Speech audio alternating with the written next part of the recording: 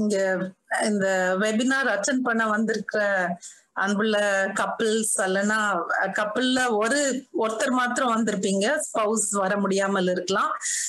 என்ன காரணம்னாலும் நீங்க இந்த ஒரு ஹாலிடே அன்னைக்கு ஆஃப்டர்நூன் டைம்ல இப்படி நீங்க ஜாயின் பண்ணி இருக்கிறீங்க அப்படின்னாலே என்ன அர்த்தம்னா, உங்களுடைய திருமண வாழ்க்கையை எப்படியாவது நீங்க இன்னமும் ஒரு இம்ப்ரூவ் ஆக்க முடியுமா, இன்னமும் ஒரு ஹையர் கிரேடுக்கு நாங்க போக முடியுமான்ற அந்த வாஞ்சை தான் அதுக்கு காரணம். இன்னைக்கு உள்ள டாக்கும் அதுதான், tips for a successful marriage.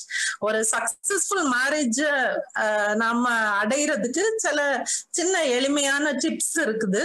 அத இன்னைக்கு உங்க கூட ஷேர் பண்ணலாம்னு விரும்புறேன். நீங்க நிறைய கப்பிள்ஸ் அப்சர்வ் பண்ணி பாருங்க. கப்பிள்ஸ் யூசுவலி 3 டைப்ஸா இருப்பாங்க. ஒண்ணு நீயும் நானும் ஏதோ கல்யாணம் நடந்துச்சு, விதிவாசமோ அல்லது பேரண்ட்ஸோ அல்லனா நம்ம யங் ஸ்டேஜ்ல நம்ம ஏதோ தப்பு பண்ணிட்டோம், ஒருத்தர் சூஸ் பண்ணிட்டோம், இனி ஏதோ ஒன்ன எனக்கு ரொம்ப முழுமையா பிடிக்கலனாலும் வாழ்ந்து தொலைக்க வேண்டியதுதான் அப்படின்னு ஒரு விரக்தியான ஒரு சூழ்நிலையில இதுக்கு மேல ஒண்ணுமே இல்லைன்ற எக்ஸ்பெக்டேஷனே இல்லாம ஒரு செட் ஆஃப் கப்பிள்ஸ் இருப்பாங்க. சிலர் ஓகே லைஃப் லீட் பண்ணிட்டு இருப்பாங்க. சிலர் பயங்கர எலியும் பூனையுமா இருப்பாங்க. எல்லா காரியத்திலையும் ஒன்னுலையுமே ஒத்து வராது, அப்படி இருப்பாங்க. ஆனா ஒரு செட் ஆஃப் கப்பிள்ஸ் இருக்காங்க, அவங்க ஒருத்தர் பார்க்கிற பார்வைய பார்த்தாலே நமக்கு தெரியும் இவங்களுக்குள்ள ஒருத்தர் மேல ஒருத்தர் பயங்கர அன்பு இருக்கு, இவங்க ஒரு அழகான வெட்டட் லைஃப் வாழ்ந்து கொண்டு இருக்கிறாங்க, அவங்க அர்த்தமுள்ள பார்வைகள் ஒருத்தர் பார்த்து கொள்வாங்க, அவங்க பேசுற விதம் எல்லாவற்றையும் நம்ம வாட்ச் பண்ணி பார்த்தா ஒரு எக்ஸப்ஷனலா இருக்கும். அப்ப அப்படி ஒரு வாழ்க்கை நாம் வாழ முடியுமா? ஒரு ஆவரேஜ் வெட்டட் லைஃப்ல இருந்து ஒரு விசேஷமான ஒரு திருமண வாழ்க்கைக்குள்ள நாம் போக முடியுமானா கண்டிப்பா நீங்க போகலாம். ஒரு நிமிஷம் நான் ஷேர் பண்றேன்.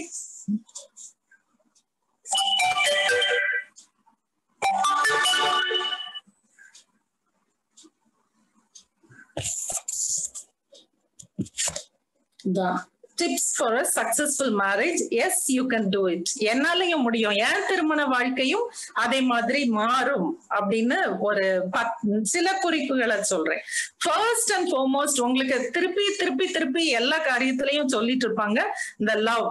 இத நம்ம எத்தனை தடவை சொன்னாலும் பத்தாது, ஏன்னா அதுதான் சுப்ரீம் குவாலிட்டி. ஆண்டவர் கூட அவர் 10 பெரிய கற்பனைகள் கொடுத்தார், அநேக நூற்றுக்கணக்கான குட்டி கற்பனைகள் கொடுத்தார். எல்லாத்தையும் கடைசியில நியூ டெஸ்டமெண்ட்ல ஒரே ஒரு கற்பனையில அடக்குனாரு. Love your neighbour as you love thyself. ஒன்ன நேசிக்க போல அடுத்தவங்களை நேசி. அப்போ அடுத்தவங்களே நேசிக்கணும்னா ஸ்பவுஸ நேசிக்கிறது எவ்வளவு முக்கியம். அந்த லவ் திருமண வாழ்க்கைக்கு ரொம்ப முக்கியம். ஹஸ்பண்ட் அண்ட் ஒய்ஃபுக்கு நடுவுல ஃபவுண்டேஷனா இருக்கிறது இந்த லவ் தான். நான் லவ்ல நிறைய ஆஸ்பெக்ட்ஸ் இருக்கு. நான் இன்னைக்கு கான்சென்ட்ரேட் பண்ண போறது கமிட்மெண்ட்ன்ற ஆஸ்பெக்ட். லவ் நான் இப்போ கமிட்மெண்ட்னு டிரான்ஸ்லேட் பண்றேன். நீங்க கல்யாணம் ஆண்டவர் சன்னதி முன்னால, கடவுளுக்கு முன்னால நீங்க வாக்கு கொடுத்தீங்க, வாழ்விலும் தாழ்விலும் சுகத்திலும் சுகவீனத்திலும் மரணம் நம்மை பிரிக்கும் வர நான் உன்னை விட்டு விலக மாட்டேன், உனக்கு உள்ளதெல்லாம் எனக்கு, எனக்கு உள்ளதெல்லாம் உனக்கு அப்படின்னு ஆண்டவருக்கு முன்னால, உங்க பேரண்ட்ஸுக்கு முன்னால, ஃப்ரெண்ட்ஸுக்கு முன்னால எல்லாம் வாக்கு கொடுத்தீங்க. அதுதான் அந்த கமிட்மெண்ட்.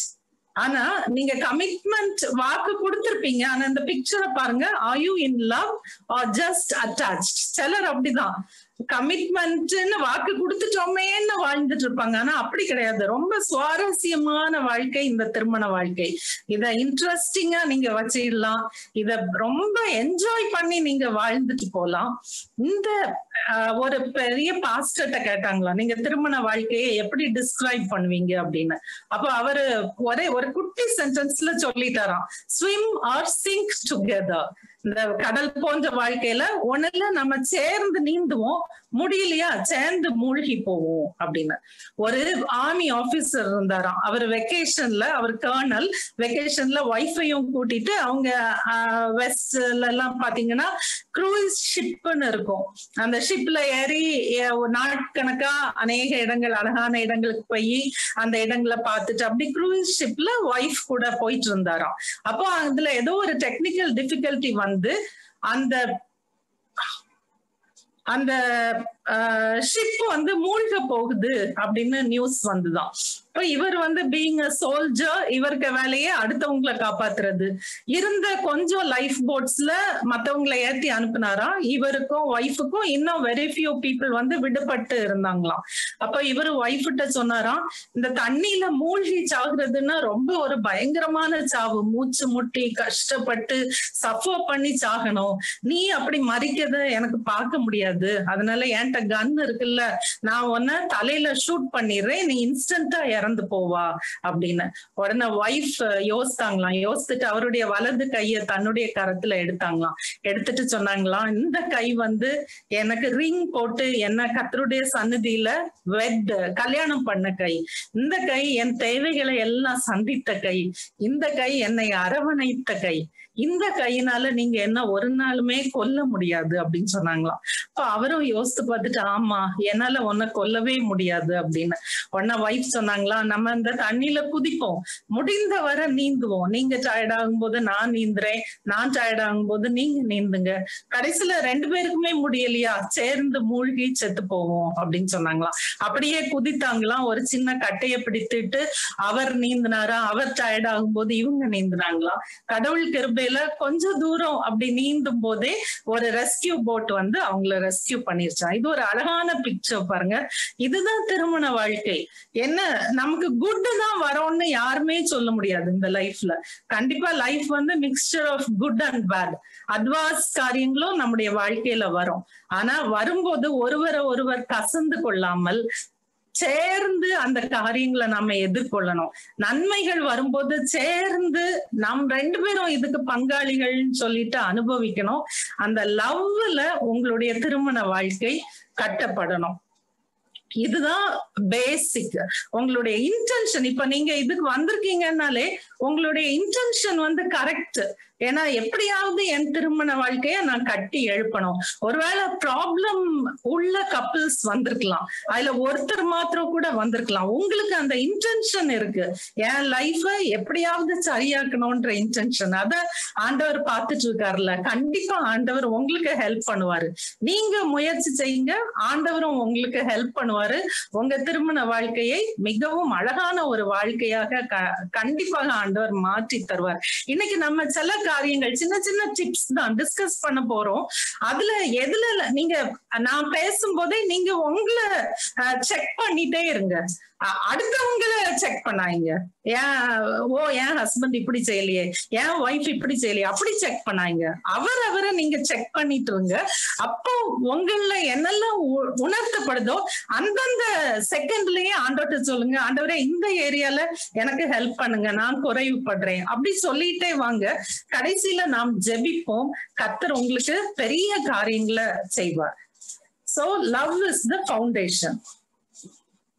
அதுக்கு அடுத்தது வந்து அதே அளவு இம்பார்ட்டன்ஸ் வந்து பேஷன்ஸ் அண்ட் ஃபர்கிவ்னஸ், பொறுமையும் மன்னிக்கிற சுபாவம். அப்போ இடையில ஒரு ஃபீட்பேக் ஃபார்ம்ல ஒருத்தங்க எழுதியிருந்த பார்த்தேன், எத்தனை தடவை தான் நானே விட்டு கொடுக்கறது அப்படின்னு கேட்டிருக்காங்க. அது ஹஸ்பண்டா ஒய்ஃபான்னு தெரியல. எத்தனை தடவை நானே விட்டு கொடுத்து நான் சோர்ந்து போனேனே அப்படின்னு. இதுக்கு ஒரே ஒரு பதில் தான் உண்டு, நெவர் எண்டிங். கடைசி வர நீங்க விட்டு கொடுத்துதான் ஆகணும், நீங்க வந்து மன்னிச்சுதான் ஆகணும். அவங்க திருப்பி தப்பு செய்தாலும் நீங்க மன்னிச்சுதான் ஆகணும். இது எப்படின்னா கடவுளுக்கும் நமக்கும் உள்ள உறவு மாதிரி. எபேசியர்ல பாக்குறோம், ஆண்டவர் எப்படி சொல்லியிருக்காரு, கிறிஸ்து சபைய அவருடைய பிள்ளைகளை நேசிக்கிறது போல நாம் ஒருத்தர் நேசிக்கணும்னு நமக்கு டீச் பண்ணியிருக்காரு ஆண்டவர். அவர் எப்படி நம்மள பாவியான நம்மள ஒரு மயரிக்லே அந்த உளையான சேற்றுக்குள்ள கிடந்து நம்மள தூக்கி எடுத்து அவருடைய ரத்தத்தினால கழுவின உடனே நம்ம பரிசுத்தம் ஆயிட்டோமா? இல்ல திருப்பி திருப்பி நம்ம எத்தனையோ காரியங்கள்ல டெய்லி தவறிட்டு இருக்கோம். நம்ம பேசுற வார்த்தைகளை யோசித்து பார்ப்போம், நம்ம திங்க் பண்ற தாட்ஸ் யோசித்து பார்ப்போம். டெய்லி நம்ம தவறிட்டு தான் இருக்கோம். ஆனா ஆண்டவர் நம்மள கிவ் அப் பண்ணலையே. இது ஒத்தே வரமாட்டா, இவன் ஒத்தே வரமாட்டான், இவனை விட்டு தள்ளுவோம், இவன் நரகத்துக்கு போய் சேரட்டுன்னு அவர் நினைக்கலையே. ஒவ்வொரு நாளும் நமக்கு திருந்துறதுக்கு ஆப்பர்ச்சுனிட்டி கொடுக்காரு. எத்தனையோ வழிகள்ல நம்மகிட்ட பேசுறாரு, எத்தனையோ மெசேஜஸ் வழியா, இல்லைன்னா ஒரு காட்லி பர்சன் நம்மகிட்ட ஒரு வார்த்தை சொல்லும் போது அல்லது பைபிள் வாசிக்கும் போது எத்தனையோ விதத்துல கரெக்ட் பண்ணிட்டே இருக்காரு. நம்ம செய்ய திருப்பி திருப்பி மன்னிப்பு கேட்போம். ஆண்டவரே ப்ளீஸ் இந்த தடவை மன்னிச்சிருங்க, ஆண்டவரே ப்ளீஸ் மன்னிச்சிருங்க. மன்னிக்கிறாரா? மன்னிக்கிறாரு. நம்ம he never gives up on us. அதே மாதிரிதான் we are called to never give up on our spouse. இதுதான் ஆண்டவர் நமக்கு சொல்லி கொடுத்திருக்க காரியம். நீங்க கிவ் அப் பண்ணிட்டீங்கன்னா என்ன நடக்கும்? வாழ்க்கை எப்படி இருக்கும் யோசித்து பாருங்க. இந்த ஆளை திருத்தவே முடியாது, இந்த பொம்பளைய திருத்தவே முடியாதுன்ற ஒரு நினைப்புல நீங்க வாழ்க்கைய வாழ்றீங்கன்னா சுவாரஸ்யமே இருக்காது. உங்களுக்கு எதிர்பார்ப்புன்னு ஒண்ணுமே இருக்காது, ஹோப்னு ஒண்ணுமே இருக்காது. ஒரு ஹோப்லெஸ் அஃபேர் மாதிரி தான் உங்களுடைய வாழ்க்கை இருக்கும். சோ அந்த கிவ் அப் பண்ணவே செய்யாதீங்க. ஒன் டே கண்டிப்பா சூழ்நிலை மாறும். அந்த ஹோப் எப்பவுமே உங்ககிட்ட இருக்கணும். இன்னொன்னு பாருங்க, டோன்ட் எக்ஸ்பெக்ட் பெர்ஃபெக்ஷன். நம்ம ஸ்பௌஸ் கிட்ட நம்ம வேற யார்கிட்டையும் எதிர்பார்க்க மாட்டோம். நம்ம ஆபீசர்கிட்ட எதிர்பார்க்க மாட்டோம். ஸ்கூல் டீச்சர், ஒரு டீச்சரா ஒர்க் பண்றீங்க, ஹெட் மாஸ்டர்கிட்ட எதிர்பார்க்க மாட்டோம். ஆனா ஸ்பௌஸ் கிட்ட மாத்திரம் நம்ம பெர்ஃபெக்ஷனை எதிர்பார்ப்போம். அது பாசிபிளே கிடையாது. நாம பெர்ஃபெக்டா? நம்மகிட்ட எவ்வளவு தவறுகள் இருக்கு. அதே மாதிரிதான் ஸ்பௌஸும் is just he or she is just a person with a lot of shortfalls. அத புரிஞ்சுக்கிடணும். நம்ம பெர்ஃபெக்டா இல்லாதது போல அவங்களும் பெர்ஃபெக்டா இல்ல. அந்த பெர்ஃபெக்ஷனை நீங்க எதிர்பார்க்கவே செய்யாதீங்க. இன்னொன்னு ஸ்பௌசஸ் கல்யாண வாழ்க்கையில செய்யற பெரிய தப்பு என்னன்னா, என்னைக்கோ ஒரு நாள் ஒரு காரியம் நடந்திருக்கும், ஓகே let us give அது உங்களுக்கு ஒரு பயங்கர பெயினை கொடுத்த ஒரு இன்சிடென்டா இருக்கலாம். உங்க வாழ்க்கையில நீங்க கேவலப்பட்ட ஒரு இன்சிடென்டா இருக்கலாம். அல்லனா ஃபார் எக்ஸாம்பிள் ஸ்பௌஸுக்கு உங்க திருமணத்துக்கு முன்பு ஒரு தொடர்பு இருந்திருக்கு. ஆனா அவரோ அவளோ அதை எல்லாத்தையும் விட்டுட்டு கர்த்தருக்கு உள்ள ஒப்பு கொடுத்து ஒரு அழகான உங்களை திருமணம் பண்ணி திருமண வாழ்க்கைக்குள்ள வந்திருக்காங்க.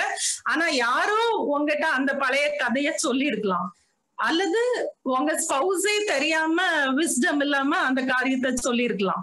ஏதோ ஒரு தவறு பெருசா உங்களை ஹர்ட் பண்ற போல ஒண்ணு நடந்திருக்குன்னு வைங்களேன். அத மன்னிக்கிறதே கிடையாது. ஹார்ட்ல போட்டு பூட்டி வச்சுட்டு எப்பெல்லாம் ஆப்பர்ச்சுனிட்டி கிடைக்குமோ அத சொல்லிட்டே இருக்குது. ஒரு என்ன பிரச்சனை வந்தாலும் கடைசியில கொண்டு போய் முடிக்கிறது அந்த காரியத்துலதான் முடிப்பீங்க. இது அவங்களையும் வாழ விடாது, உங்களையும் வாழ விடாது. அதான் விஷயம். நீங்க அவங்கள மன்னிக்கலன்னா இது உங்க வாழ்க்கையும் அது நரகம் ஆக்கிட்டு தானே இருக்கு. உங்க வாழ்க்கைய கரப்படுத்திட்டே இருக்கும்.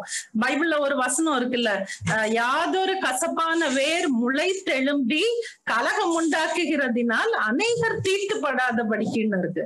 அப்போ அந்த கசப்பான வேர் இருந்துன்னா உங்க 2 பேர் லைஃப், அல்டிமேட்லி உங்க பிள்ளைகள் லைஃப் எல்லாத்தையும் அது கரப்படுத்திட்டு இருக்கும். சோ கடந்த காலத்துல நடந்த பெரிய தவறுனாலும் அதை மன்னிச்சு விட்டுருங்க. இந்த பிக்சர்ல பாருங்க, forgiveness is unlocking the door to set someone free and realizing you were the prisoner. நீங்க நினைச்சிட்டு இருப்பீங்க அவங்கள நான் மன்னிக்கல அப்படின்னு. ஆனா மன்னிக்காம இருக்கனால நீங்க தான் உங்களையே ஒரு சிறை கைதி ஆக்கி வச்சிருக்கீங்க. மன்னிச்சு பாருங்களேன், ஒரே நாள்ல அந்த மன்னிப்பு வராது. டெய்லி ஆண்டவர்கிட்ட சொல்லுங்க, மன்னிக்கிறேன் ஆண்டவரே, மன்னிக்கிறதுக்கு பலன் தாங்க. பார்த்தா ஒன் ஃபைன் டே நீங்க யோசிச்சு பார்த்தா கம்ப்ளீட்டா அது உங்க ஹார்ட்டை விட்டு மறைந்திருக்கும். இன்னொன்னு லார்ட்ஸ் பிரேயர் இருக்குல்ல, மத்த உங்களுடைய குற்றத்தை நான் மன்னிக்கிறது போல என் குற்றத்தை ஆண்டவரே மன்னிங்கன்னு அதை டெய்லி சொல்லுங்க. சொல்லும் போதே அந்த வார்த்தை வரும்போது உங்களுக்கு இந்த நீங்க மன்னிக்காம ஒரு காரியம் வச்சிட்டு இருக்கீங்களே அது ஞாபகம் வரும். வந்த உடனே அந்த லார்ட்ஸ் பிரேயரை சொல்லணும்ன்றதுக்காகவாது நீங்க மன்னிக்கிறேன் ஆண்டவரேன்னு சொல்லுவீங்க. அது ஒரு ஃபியூ மந்த்ஸ் நீங்க சொல்லும் போது பார்த்தா கண்டிப்பா ஆண்டவர் வந்து உங்களுக்கு மன்னிக்கிறதுக்கு உதவி செய்திருப்பாரு. கடவுள் கூட நம்முடைய பாவத்தை மன்னிச்சு கடலுக்கு ஆழத்துல போட்டுறேன்றாரு. அவரே திருப்பி தோண்டி எடுக்கிறது இல்லையே. அவர் எவ்வளவு ரைச்சியஸ் பர்சன், உலகத்திலேயே ரைச்சியஸ் பர்சன் அவரு. ஆனா அவரு நமக்கு அக்லினஸையும் பழைய கடந்த காரியங்களையும் தோண்டி எடுக்கவே மாட்டாரு. நம்ம ஏன் அதை மன்னிக்காம இருக்கோம்? கண்டிப்பா ஹஸ்பண்ட் அண்ட் ஒய்ஃப் அந்த என்ன பிரச்சனை, ஈவன் மாமனார் மாமியார் கூட ஒரு பிரச்சனை வந்திருக்கலாம். அதுல யூஸ்வலி விமனுக்கு இருக்க இது அதுதான். அவங்க முன்னால நம்மளை விட்டு கொடுத்துட்டாங்க, அல்லது நம்மளை பத்தி அவங்ககிட்ட சொல்லிட்டாங்க, அல்லது மென்னுக்கும் அதே மாதிரி இருக்கும். இவ போய் நான் செய்த தப்பா அவங்ககிட்ட சொல்லிட்டா அப்படின்னு. எல்லாத்தையும் விட்டுருங்க, மன்னிச்சு விட்டுருங்க. உங்க லைஃப் ரொம்ப அழகா மாறுறத நீங்க பாப்பீங்க. அவர் இப்படி செய்துட்டாரு, நான் இப்படிதான் செய்வேன், நீ அவ இப்படி பண்ணனால நான் இப்படிதான் வாழ்வேன் அப்படின்ட்டு இருந்தீங்கன்னா உங்க வாழ்க்கை மாத்திரம் இல்ல, உங்களுடைய பிள்ளைங்களுடைய வாழ்க்கையும் நீங்க கெடுக்கீங்க. ஒரு நாளுமே உங்களுக்கு அந்த பெர்ஃபெக்ட் ஹாப்பினஸ் வராது. அந்த ஃபுல்னஸ் ஆஃப் ஜாய்ன்னு சொல்றோம்ல, அது வந்து ஒரு நாளுமே நீங்க மன்னிக்கிறது வர உங்க திருமண வாழ்க்கையில வரவே முடியாது. நீங்க உங்களுக்குள்ள ஒரு டிஸ்டன்ஸ் இருந்துட்டே இருக்கும். அந்த டிஸ்டன்ஸ் அந்த மன்னிப்புன்றது மாத்திரம்தான் கிராஸ் பண்ண உதவும். ரொம்ப அழகான வாழ்க்கை ஆண்டவர் உங்களுக்கு தருவாரு. நீங்க மன்னிச்சு பாருங்க. இன்னொன்னு, அவங்க செய்யறதுக்கு பதிலுக்கு பதில் செய்யணும்னு ட்ரை பண்ணவே செய்யாதீங்க. ஒருத்தர் தவறே பண்ணிருக்கலாம் ஸ்பௌஸ், அதுக்கு பதிலா நான் இப்படிதான் நடப்பேன்னு நினைக்காதீங்க. உங்களுடைய ஹார்ட் குட்ன்னு நீங்க நினைச்சீங்கன்னா அந்த குட்னஸ்ல இருந்து நீங்க ஆக்ட் பண்ணுங்க. யாராவது செய்த தவறுக்கு நீங்க ரியாக்ட் பண்ணாதீங்க. அடுத்தது வந்து பி த ரைட் பார்ட்னர். உங்களுக்கு எல்லாருக்குமே தெரியும், சூசிங் த ரைட் பார்ட்னர் வந்து ரொம்ப முக்கியம். இப்ப இங்க ப்ரீ மேரிட்டல் கவுன்சிலிங்ல எல்லாம் அதான் சொல்லி கொடுக்குறாங்க யூத்துக்கு. எப்படிப்பட்ட ஸ்பௌஸ சூஸ் பண்ணணும், எப்படி ப்ரே பண்ணி சூஸ் பண்ணணும், எப்படி விசாரிக்கணும், எல்லா காரியங்களும் சொல்லி கொடுத்துட்டு இருக்காங்க. சரி, இதெல்லாம் ஒருவேளை இதெல்லாம் நமக்கு தெரியறதுக்கு முந்தையே நம்ம கல்யாணம் நடந்திருக்கும். இனி அந்த சூஸ் பண்ற வேலை இனி கிடையாது. கல்யாணம் முடிஞ்சாச்சு, நமக்கு பார்ட்னர் ஆண்டவர் தந்தாச்சு. இப்ப நாம என்ன செய்யணும்? அவங்களுக்கு ஏத்த ஒரு பார்ட்னரா மாறுவதுதான் ரொம்ப இம்பார்ட்டன்ட். அவங்கள வந்து நமக்கேத்த பார்ட்னரா மாத்தணும்னு ரூம் போட்டு யோசித்தீங்கன்னா அது ஒரு நாளும் நடக்காது. பாருங்க, இந்த கேர்ள் வந்து யோசிச்சுட்டு இருக்கா, எப்படிதான் இவரை எனக்கு ஏத்த போல மாத்தலான்னு. அது வந்து ஒரு நாளுமே நடக்காது. ஆனா அவங்களுக்கு ஏத்த பார்ட்னரா நீங்க மாறுறது வந்து உங்க கையில இருக்கு. அவரை மாத்துறதோ அவளை மாத்துறதோ உங்க கையில கிடையாது. ட்ரை பண்ணி பண்ணி பண்ணி வெக்ஸ் தான் ஆவீங்க, இரிட்டேட் ஆவீங்க. நீங்க இப்படி ட்ரை பண்ணும்போது அவங்களுக்கு ஒரு வருத்தம் வரும். இதெல்லாம் வேண்டாம். நீங்க வந்து அநேக காரியங்கள்ல நீங்க உங்களை எப்படி மாத்திக்கலாம்னு பாருங்க. ஃபார் எக்ஸாம்பிள், எனக்கு ஒரு ஃப்ரெண்ட் உண்டு. அவ வந்து ரொம்ப கிளீனா இருப்பா, ரொம்ப அழகா இருப்பா, எல்லாத்துலயும் டேலண்டட். அவ கல்யாணம் பண்ணவர் வந்து அவ்வளவு ரொம்ப ஐடியாலாம் இருக்க மாட்டாரு கல்யாணம் ஆன புதுசுல. சோ என்ன பண்ணுவாரா, ஈவினிங் ஆபீஸ்ல இருந்து வந்துட்டு ட்ரெஸ் எல்லாம் கலத்தி வந்து இந்த கதவுல போட்டுருவாராம். இவ எத்தனையோ நாள் சொல்லி பார்த்திருக்கா, கதவுல போடாங்க, லாண்ட்ரி பாஸ்கெட்ல போட்டுருங்க அப்படின்னு சொல்லிட்டு. ஆனா அவரு கேட்கவே மாட்டாராம். அவருக்கு வந்து அது சின்ன பிள்ளையில இருந்து அவருக்கு கூட வந்து ஹேபிட்ஸ வந்து மாத்துறது ரொம்ப கஷ்டம். உங்களுக்கு தெரியும்ல, 5ல வளையாதது 50ல வளையவே வளையாது. 5 வயசுல இருந்து ஒரு காரியத்தை செய்துட்டே இருப்பாங்க. அது அவங்களுக்கு ஒரு ஹேபிட் ஆயிரும். அந்த ஹேபிட்டை மாத்துறது வந்து ரொம்ப கஷ்டம் அவங்களுக்கு. இப்ப மாத்துறதுக்கு இவ ட்ரை பண்ணி பண்ணி கடைசியில இவளுக்கு கோவம் வந்துருச்சு. என்ன பண்ணுவாளாம், டெய்லி அவர் இப்படி போட்ட உடனே எடுத்துக்கொண்டு மண்ணுக்குள்ள போட்டுருவாளாம் அந்த துணிகளை. அப்புறம் அதை யூஸ் பண்ணவே முடியாதான். அந்த மாதிரி அவரை கரெக்ட் பண்றதுக்கு ட்ரை பண்ணா. ஒவ்வொரு காரியத்திலையும் இப்படிதான் இவளுக்கு ஏத்தது போல அவரை கரெக்ட் பண்றதுக்கு ட்ரை பண்ணா. கடைசியில இன்னைக்கு இது வந்து ஃபேக்ட். அவ எனக்கு ஒரு க்ளோஸ் ஃப்ரெண்டு. இன்னைக்கு அவங்க 2 பேரும் செப்பரேட்டட், தனித்தனி வீட்டுல வாழ்ந்துட்டு இருக்காங்க.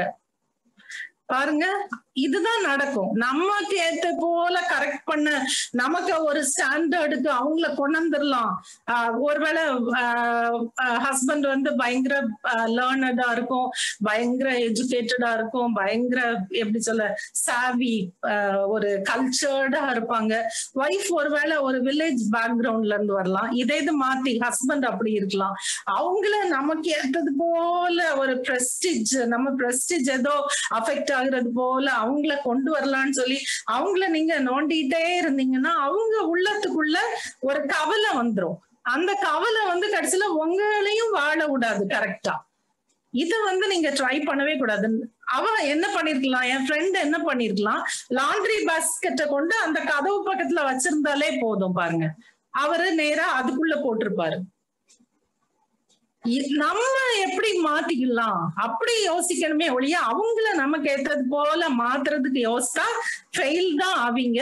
அதுல ரெண்டு பக்கமும் ரிசென்ட்மெண்ட் வரும். நமக்கு ஏற்ற போல ஸ்பௌஸ் மாறலையேன்னு உங்களுக்கும், இவ என்ன முழு நேரம் என்ன மாத்த ட்ரை பண்றா அப்படின்னு அவருக்கும் ஒரு ரிசென்ட்மெண்ட். உங்களுக்கு பெரிய கோபங்களா இருக்காது, ஆனா சின்ன சின்ன ரிசென்ட்மெண்ட்ஸ் வந்து பில்ட் ஆயிட்டு இருக்கும். கடைசியில உங்களுடைய அந்த ஃபுல்னஸ் ஆஃப் ஹாப்பினஸ் அதை அஃபெக்ட் பண்ணிரும்.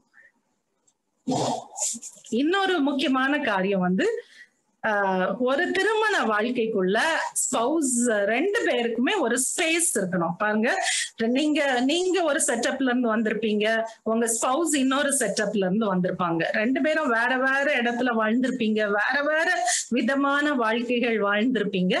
உங்க ரெண்டு பேருக்கும் நீங்க இதுவரை திருமணம் வர உங்களுக்கு ஏதாவது இன்ட்ரெஸ்ட் இருந்திருக்கும், ஹாபிஸ் இருந்திருக்கும். இதெல்லாம் சுமந்துட்டு தான் நீங்க இந்த திருமண வாழ்க்கைக்குள்ள வாரீங்க.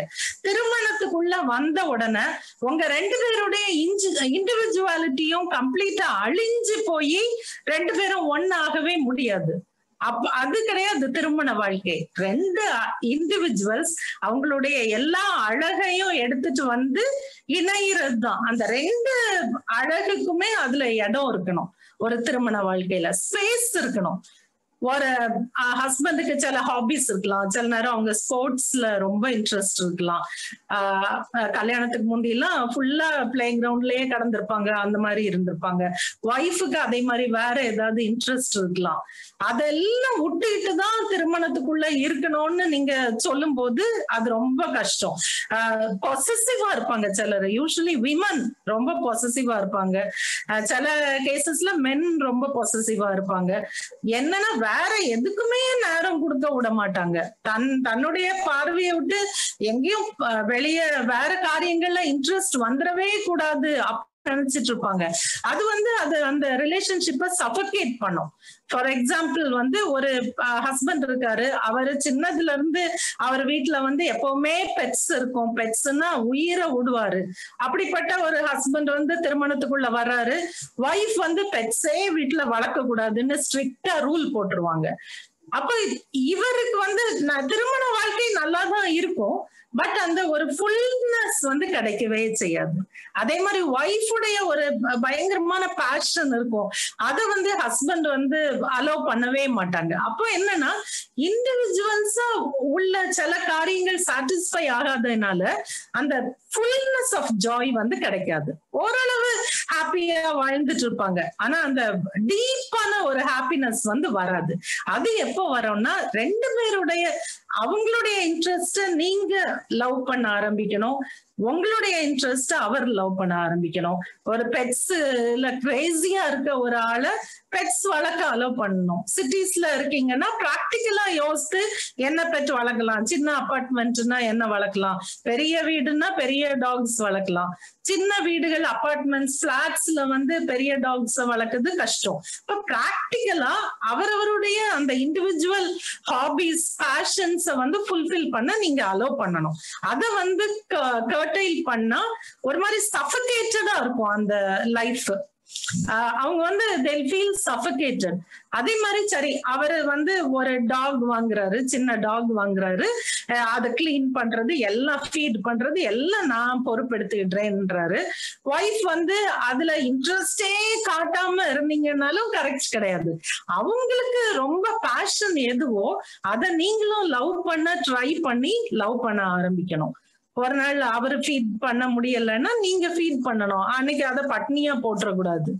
அதே மாதிரிதான் ஒய்ஃபுக்கு என்ன பிரியமோ அதுக்கு அலோவ் பண்ணணும். ஆனா என்னன்னா நீங்க 2 பேரும் ஒண்ணு யோசிச்சிடணும். உங்க இந்த ஹாபிஸ்ல நீங்க ஸ்பெண்ட் பண்ற டைம் வந்து உங்க ஃபேமிலி லைஃபையோ பிள்ளைகளுடைய வாழ்க்கையோ அல்லனா பிள்ளைகளுக்கு டேபிள்ல ஃபுட் வைக்க ரூபாய் எடுத்து நீங்க உங்க பேஷனுக்கு செலவழிக்க கூடாது. Be practical and reasonable but give space. இது வந்து கண்டிப்பா இருக்கணும்.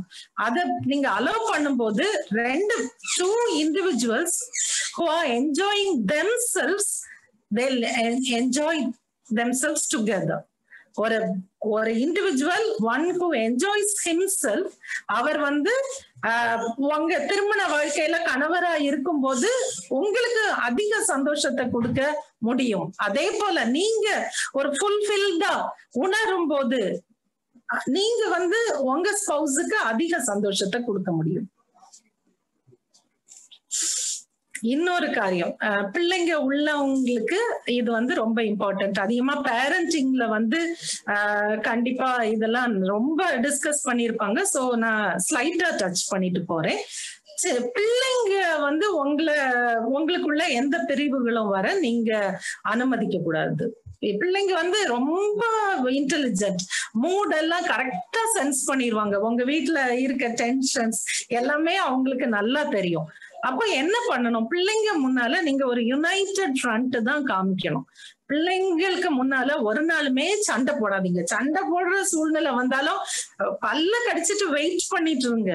பிள்ளைங்களை விட்டு தள்ளி போய் நீங்க என்ன பேசணுமோ பேசிக்கோங்க. பிள்ளைங்க முன்னால ஒரு நாளும் சண்டை போடாதீங்க. அடுத்தது, கண்டிப்பா ஒரு வீடுனா ரூல்ஸ் இருக்கணும். உங்களுக்கு சொல்லி கொடுத்துருப்பாங்க பேரண்டிங்ல. ரூல்ஸ் இருக்கணும், ரெகுலேஷன்ஸ் இருக்கணும், டிசிப்ளின் இருக்கணும். அப்ப என்னென்ன போடலான்னு 2 பேரும் உட்கார்ந்து திங்க் பண்ணி அதை வந்து 2 பேரும் ஒரே மாதிரி இம்ப்ளிமெண்ட் பண்ணணும். கன்சிஸ்டன்டா இருக்கணும். ரூல்ஸ், டிசிப்ளின் ரூல்ஸ் இம்ப்ளிமெண்ட் பண்றதுல நீங்க கன்சிஸ்டன்டா இருக்கணும். இப்போ ஃபார் எக்ஸாம்பிள், வீக் டேஸ்ல வந்து ஃப்ரெண்ட்ஸ் வீட்டுக்கு போக கூடாது அப்படின்னு ஒரு ரூல் வச்சிருக்கீங்க. வீக்கெண்ட்ஸ்ல ஒரு பர்டிகுலர் டைம்ல ஃப்ரெண்ட் யார் வீட்டுக்காவது போகலாம் அப்படின்னு. அப்போ வீக் டேல சாயங்காலம் வந்து உங்க பையன் அப்பாட்ட கேக்குறான், அப்பா நான் சோன்சோ வீட்டுக்கு போயிட்டு வரேன்ட்டான்னு. அப்பா முடியாதுன்றாரு. ஏன்னா அது ரூல், நீங்க அக்ரி பண்ண ரூல் அது. உடனே அப்பாட்ட கேட்டதையே அம்மாட்ட சொல்லாம அம்மாட்ட வந்து கேட்கான், அம்மா நான் போட்டா இப்படி ஒரு அவசரமான காரியம் இருக்கு எனக்கு போகணும் அப்படின்னு. உடனே நீங்க அவர்கிட்ட கன்சல்டே பண்ணாம நீங்க ஓகேன்னு சொல்லிடுறீங்க. அவன் போயிடறான். போயிட்டு வாரான். வரும்போது அப்பா கேட்காரு எப்படி நீ போலாம் அப்படின்னு. உடனே அவன் என்ன சொல்லுவான், நான் அம்மாட்ட கேட்டுட்டு தான் போனேன். உடனே அவருக்கு உங்க மேல அம்மாமார் மேல கோபம் வரும். உடனே அங்கேயே ஒரு சண்டை நடக்கும். பாருங்க, இது ஒரு நாளுமே செய்யாதீங்க. நீங்க 2 பேரும் ஹஸ்பண்ட் அண்ட் ஒய்ஃப் அக்ரி பண்ணிருக்கீங்க ஒரு ரூல இம்ப்ளிமெண்ட் பண்ணணும்னு. அப்போ அப்பாவும் அம்மாவும் ஒரே மாதிரி தான் அதை இம்ப்ளிமெண்ட் பண்ணணும். ஏதாவது எமர்ஜென்சி அவசரமான காரியம்னா அம்மாட்ட வந்து யூஸ்வலி பிள்ளைகள் வந்து அம்மாட்ட வந்து கேட்டுட்டு எஸ்கேப் ஆயிரும். ஏன்னா அப்பாட்ட கொஞ்சம் ஒரு டிஸ்டன்ஸ் வச்சுட்டு தான் இருக்கும். அம்மா மாரு அப்பாட்ட கேட்காம அதுக்கு எஸ் சொல்லவே கூடாது. கன்சிஸ்டன்டா இருக்கணும். ரூல் ரிவிஷன் வேணும்னா நீங்க 2 பேரும் பிரைவேட்டா டிஸ்கஸ் பண்ணி 2 பேரும் அந்த ரிவிஷன்லயும் கன்சிஸ்டன்டா இருக்கணும். இன்னொன்னு, இந்த பிரச்சனைகள் வர்ற வீடுகள்ல ஹஸ்பண்ட் அண்ட் ஒய்ஃப் செய்யற ஒரு காரியம், எப்படியாவது பிள்ளைங்களை தாம் பக்கம் இழுக்கிறதுக்காக அப்பா செய்த தப்பு அல்லனா அம்மா அந்த காலத்துல செய்த தப்பு இதெல்லாம் பிள்ளைங்கிட்ட சொல்லி கொடுப்பாங்க. உட்காத்தி வச்சு இதெல்லாம் சொல்லி கொடுப்பாங்க. அதை வந்து ஒரு நாளுமே செய்யக்கூடாது. உங்க பிள்ளைய உங்க ஸ்பௌஸுக்கு அகென்ஸ்டா நீங்க டர்ன் பண்ணிட்டு இருக்கீங்கன்னா ஒண்ணு மைண்ட்ல வச்சுக்கோங்க, 10 வருஷம் கழிச்சு இதே பிள்ளை அவரையும் மதிக்காது அல்லது உங்க ஸ்பௌஸையும் மதிக்காது, உங்களையும் மதிக்காது. உங்களுக்கு எதிர்த்துதான் அந்த பிள்ளை வளர போகுது. அதனால ஒரு நாளுமே ஸ்பௌஸுக்கு வீக்னஸ் நீங்க பிள்ளைகள் முன்னால எக்ஸ்போஸ் பண்ணவே கூடாது. உங்களுக்கு தெரிஞ்சிருக்கலாம். நான் முதல்ல சொன்ன பாயிண்ட் நீங்க ஃபாலோ பண்ணீங்கன்னா நீங்க மன்னிச்சிருப்பீங்க, மறந்துருப்பீங்க. இன்னும் வச்சுட்டு இருந்துட்டு இந்த உங்க ஃபேமிலி லைஃபையே பாய்சன் பண்ணிட்டு இருக்க கூடாது. இது வந்து ரொம்ப பெரிய பிரச்சனைகளுக்கு பிந்தி அடி வச்சிரும். கடைசியில பிள்ளைங்க எப்படி எல்லாம் போவாங்கன்னு நமக்கு தெரியாது. இந்த வேர்ல்டு இப்ப பிள்ளைங்கள் கெடுறதுக்கு ரொம்ப ஈஸி. வீட்டுல அவங்களுக்கு அந்த ஒரு ஹாப்பினஸ் யூனிட்டி இல்லைன்னு சொன்னா பிள்ளைங்களை நீங்க நினைப்பீங்க பிள்ளைங்களை உங்க பக்கம் இழுக்கீங்க அப்படின்னு. ஆனா பிள்ளைங்களுக்கு அது ஹாப்பினஸ் கிடையாது. அப்பாவும் அம்மாவும் சந்தோஷமா ஒற்றுமையா வாழ்றத பாக்குறதுதான் பிள்ளைங்களுக்கு ஆக்சுவலி ஹாப்பினஸ், ஹெல்த்தி. அதை நீங்க கொடுக்கலன்னா ஒரு அன்ஹெல்தி என்வாயன்மெண்ட்ல பிள்ளைகள் வளரும். பிந்தி அது எப்படி ஆகுமோ யாருக்கும் தெரியாது. நீங்க சீரியல் கில்லர்ஸ் ஸ்டோரிய படிச்சு பாருங்க, அங்க இப்படிதான் இருக்கும்.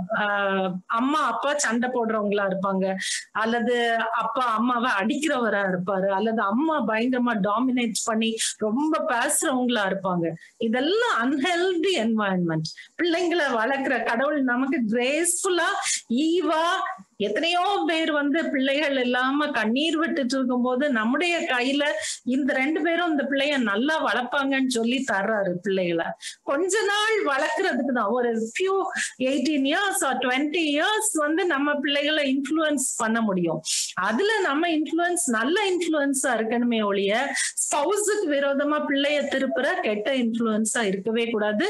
அதே மாதிரி குடும்பத்துல பிரச்சனை உள்ள குடும்ப ஒரு சூழ்நிலைய நம்ம பிள்ளைகளுக்கு கொடுக்கவே கூடாது. இது ஒரு சின்ன காரியம் தான், ஆனா நிறைய வீட்டுல பிரச்சனையை உண்டாக்குற காரியம். ஸ்பிளிட் ஷோர்ஸ், வீட்டு வேலையை யார் செய்யறது அப்படின்றதுல நிறைய பேருக்கு பிரச்சனை வரும். சில வீட்டுல பிரச்சனை வராது, ஒரே ஆளு அவ்வளோ சுமையும் சுமந்துட்டு இருப்பாங்க. ஆனா அது சரி கிடையாது. இப்போ யூஸ்வலி இப்போ உள்ள உலகத்தை பார்த்தா ஹஸ்பண்ட் அண்ட் ஒய்ஃப் 2 பேருமே வேலைக்கு போறாங்க. வேலைக்கு போகும்போது வெறும் ஒய்ஃப் மாத்திரம் வீட்டு வேலையையும் பார்த்து, குக்கிங்கையும் பார்த்து, கிளீனிங்கையும் பார்த்து, பிள்ளைகளையும் வளர்த்து அதெல்லாம் ஒய்ஃப் பண்ணணும்னு நினைக்கிறது எந்த விதத்துல நியாயம்? பழைய காலத்துல ஒரு ரோல் இருந்து, ஹஸ்பண்ட்னா வெளியே போய் வேலை செய்வாரு, வீட்டுக்கு தேவையான பணத்தை அவர் கொண்டு வருவாரு. ஒய்ஃப் வீட்டுல இருப்பாங்க, வீட்டுல இருந்து வீட்டு காரியங்கள் எல்லாம் பார்ப்பாங்க. அப்போ அது ஓகே. இப்போ ஃபைனான்ஸ்க்காக 2 பேருமே ஒர்க்குக்கு போக வேண்டிய சூழ்நிலையில வீட்டு வேலை அவ்வளவும் ஒரு ஆளு செய்யணும்ன்றது தப்பு. நான் ஒருத்தர் சொல்றாருன்னு வைங்களேன், நான் என் ஒய்ஃப ரொம்ப நேசிக்கிறேன், உள்ளத்துல கொள்ள அளவு அவன் மேல பிரியம் இருக்கு அப்படின்ட்டு காலையில எந்திரிச்சு அவரு, ஒய்ஃபும் வேலைக்கு போறவங்க, எந்திரிச்சு அவரு ஏமா டீய கொண்டா அப்படின்னுவாரு, ஏமா டிஃபனை எடுத்து வை அப்படின்னுவாரு. அப்புறம் அவருக்கு பேக் லஞ்ச் பேக் பண்ணி அதை எடுத்து அவர் கையில கொடுத்து அவரை அனுப்பி விட்டு, பிள்ளைங்களுக்கு எல்லாத்தையும் அனுப்பி விட்டுட்டு இவங்க அவசர அவசரமா ட்ரெஸ் பண்ணி வேலைக்கு போயிட்டு சாயங்காலம் 6 மணிக்கு கஷ்டப்பட்டு அப்போ அவர் வருவாரு, சோஃபால உட்காந்துட்டு ஏமா டீய கொண்டா, ஏமா டிஃபன் பண்ணலையா அன்னைக்கு, இப்படி எல்லாம் பண்ண உண்மையாட்டே அது அன்பா? நீங்களே யோசித்து பாருங்க. உண்மையான அன்பு இருக்கவங்க அந்த மாதிரி ஒருத்தரை போட்டு சாகடிக்க மாட்டாங்க. அப்போ வீட்டு வேலைகளை 2 பேரும், வேலைக்கு போற வீடுகள்ல வீட்டு வேலைகளை 2 பேரும் கண்டிப்பா பங்கு போட்டு செய்துதான் ஆகணும். உட்கார்ந்து யோசிங்க, எந்த வேலையை யார் செய்யலாம், யாருக்கு. அதுல நீங்க ஷேர் பண்றதுல ஒரு நல்ல டிப் என்னன்னா, 2 பேருக்கும் பிடிக்காத வேலைன்னு ஒண்ணு இருக்கும். சப்போஸ் ஒய்ஃபுக்கு வீடு பெருக்கிறதே பிடிக்காதுன்னு வைங்க, அந்த வேலையை ஹஸ்பண்ட் எடுத்துக்கலாம். அது எங்க வீட்டுல எங்களுக்கு மெய்டு உண்டு, ஆனாலும் அந்த கொரோனா பீரியட்ல எத்தனையோ மாசம் அவங்க வரல. அப்போ முந்தினா அவங்க தேங்காய் எல்லாம் திருவி வச்சிருவாங்க, நான் சமையல் பண்ணுவேன். இது தேங்காய் திருவுறது எனக்கு பிடிக்கவே பிடிக்காது. நாங்க கன்னியாகுமரி டிஸ்ட்ரிக்ட் ஆளுகள், எங்களுக்கு ஒரு 1.5 தேங்காயாவது குறைஞ்சது ஒரு நாளைக்கு ஆகும். அப்போ இந்த தேங்காவை மாத்திரம் என் ஹஸ்பண்ட் திருவி தந்துட்டாங்கன்னா எனக்கு அது மாதிரி ஒரு பெரிய சந்தோஷம் கிடையாது. அதே போல ஹஸ்பண்டுக்கோ ஒய்ஃபுக்கோ பிடிக்காத ஒரு வேலைன்னு இருக்கும், அந்த வேலையும் அடுத்த ஆள் எடுத்துக்கலாம், அதை ஸ்வாப் பண்ணிருங்க. அப்போ லைஃப் ஈஸியா போகும். ஷேர் பண்ணும்போது ஒரே ஆளு வேலை சில வீட்டுல பாத்திருக்கேன் நானும், ஒய்ஃப்ஸ் வேலைக்கும் போயிட்டு அவ்வளவு வேலையும் செய்துட்டு எல்லாம் கிளீனிங் எல்லாம் முடிச்சுட்டு ஒண்ணுமே எதிர்த்து பேசவே மாட்டாங்க, பாவம் போல இருப்பாங்க. ஆனா அவங்களுக்கு உள்ளத்துக்குள்ள வருத்தம் இருக்கும், அதை வெளியே சொல்லலைன்னா கூட உள்ளத்துக்குள்ள வருத்தம் இருக்கும். இன்னொன்னு கடைசியில அது என்ன ஆகும், அவங்களுடைய உடம்பு அஃபெக்ட் ஆகும். கடைசியில சிக் ஆவாங்க. ஏன்னா உள்ளத்துலயும் அந்த ஸ்ட்ரெஸ் இருக்கும்ல. ஒரு ஆள் என்னதான் எல்லாம் பண்ண முடியுமா? ஷேர் பண்ணி நீங்க இப்ப கிச்சன்ல 2 பேரும் இருக்கீங்கன்னு வைங்களேன். அந்த காலத்துல கிச்சன் பக்கமே ஆம்பளை போனாலே அது வெக்க கேடுன்றுவாங்க. துணி துவைக்கிறது, ஈவன் வாஷிங் மிஷின்ல இருந்து துணி எடுத்து காய போடுறதே வெக்க கேடுன்றுவாங்க. இப்போ ஆனா மோஸ்ட்லி அநேக வீடுகள்ல வந்து இதெல்லாம் மாறிடுச்சு. ஆனாலும் கிச்சன் யோசித்து பாருங்க, கிச்சன்ல அவரு வெங்காயம் உரிச்சு கொடுக்க, நீங்க வெட்ட, அதுலயே ஒரு பயங்கர ரொமான்ஸ் டெவலப் ஆயிருமே. அந்த ரொமான்ஸ் உங்க வாழ்க்கையை விட்டு போகவே போகாது இல்ல. ஏன்னா ப்ராக்சிமிட்டி இருக்கு. நீங்க 2 பேரும் வேலைக்கு போறீங்க, உங்க சேர்ந்து என்ஜாய் பண்ண கிடைக்கிற டைம் வந்து ரொம்ப கம்மியா இருக்கும்.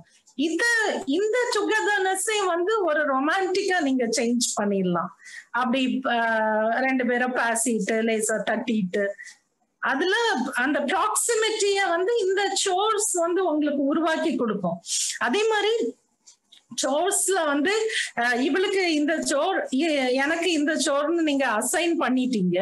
ஆனா ஒருத்தர் சிக் ஆகுறாங்க, நல்லா ஃபீல் பண்ணலன்னும் போது அடுத்த ஆள் அதை ஷேர் பண்ணிடணும். அசைன் பண்ணிட்டோம், அதனால அதை அவர் தான் செய்யணும், இவ தான் செய்யணும் அப்படி நீங்க ஸ்ட்ரிக்டாவும் இருக்கக்கூடாது.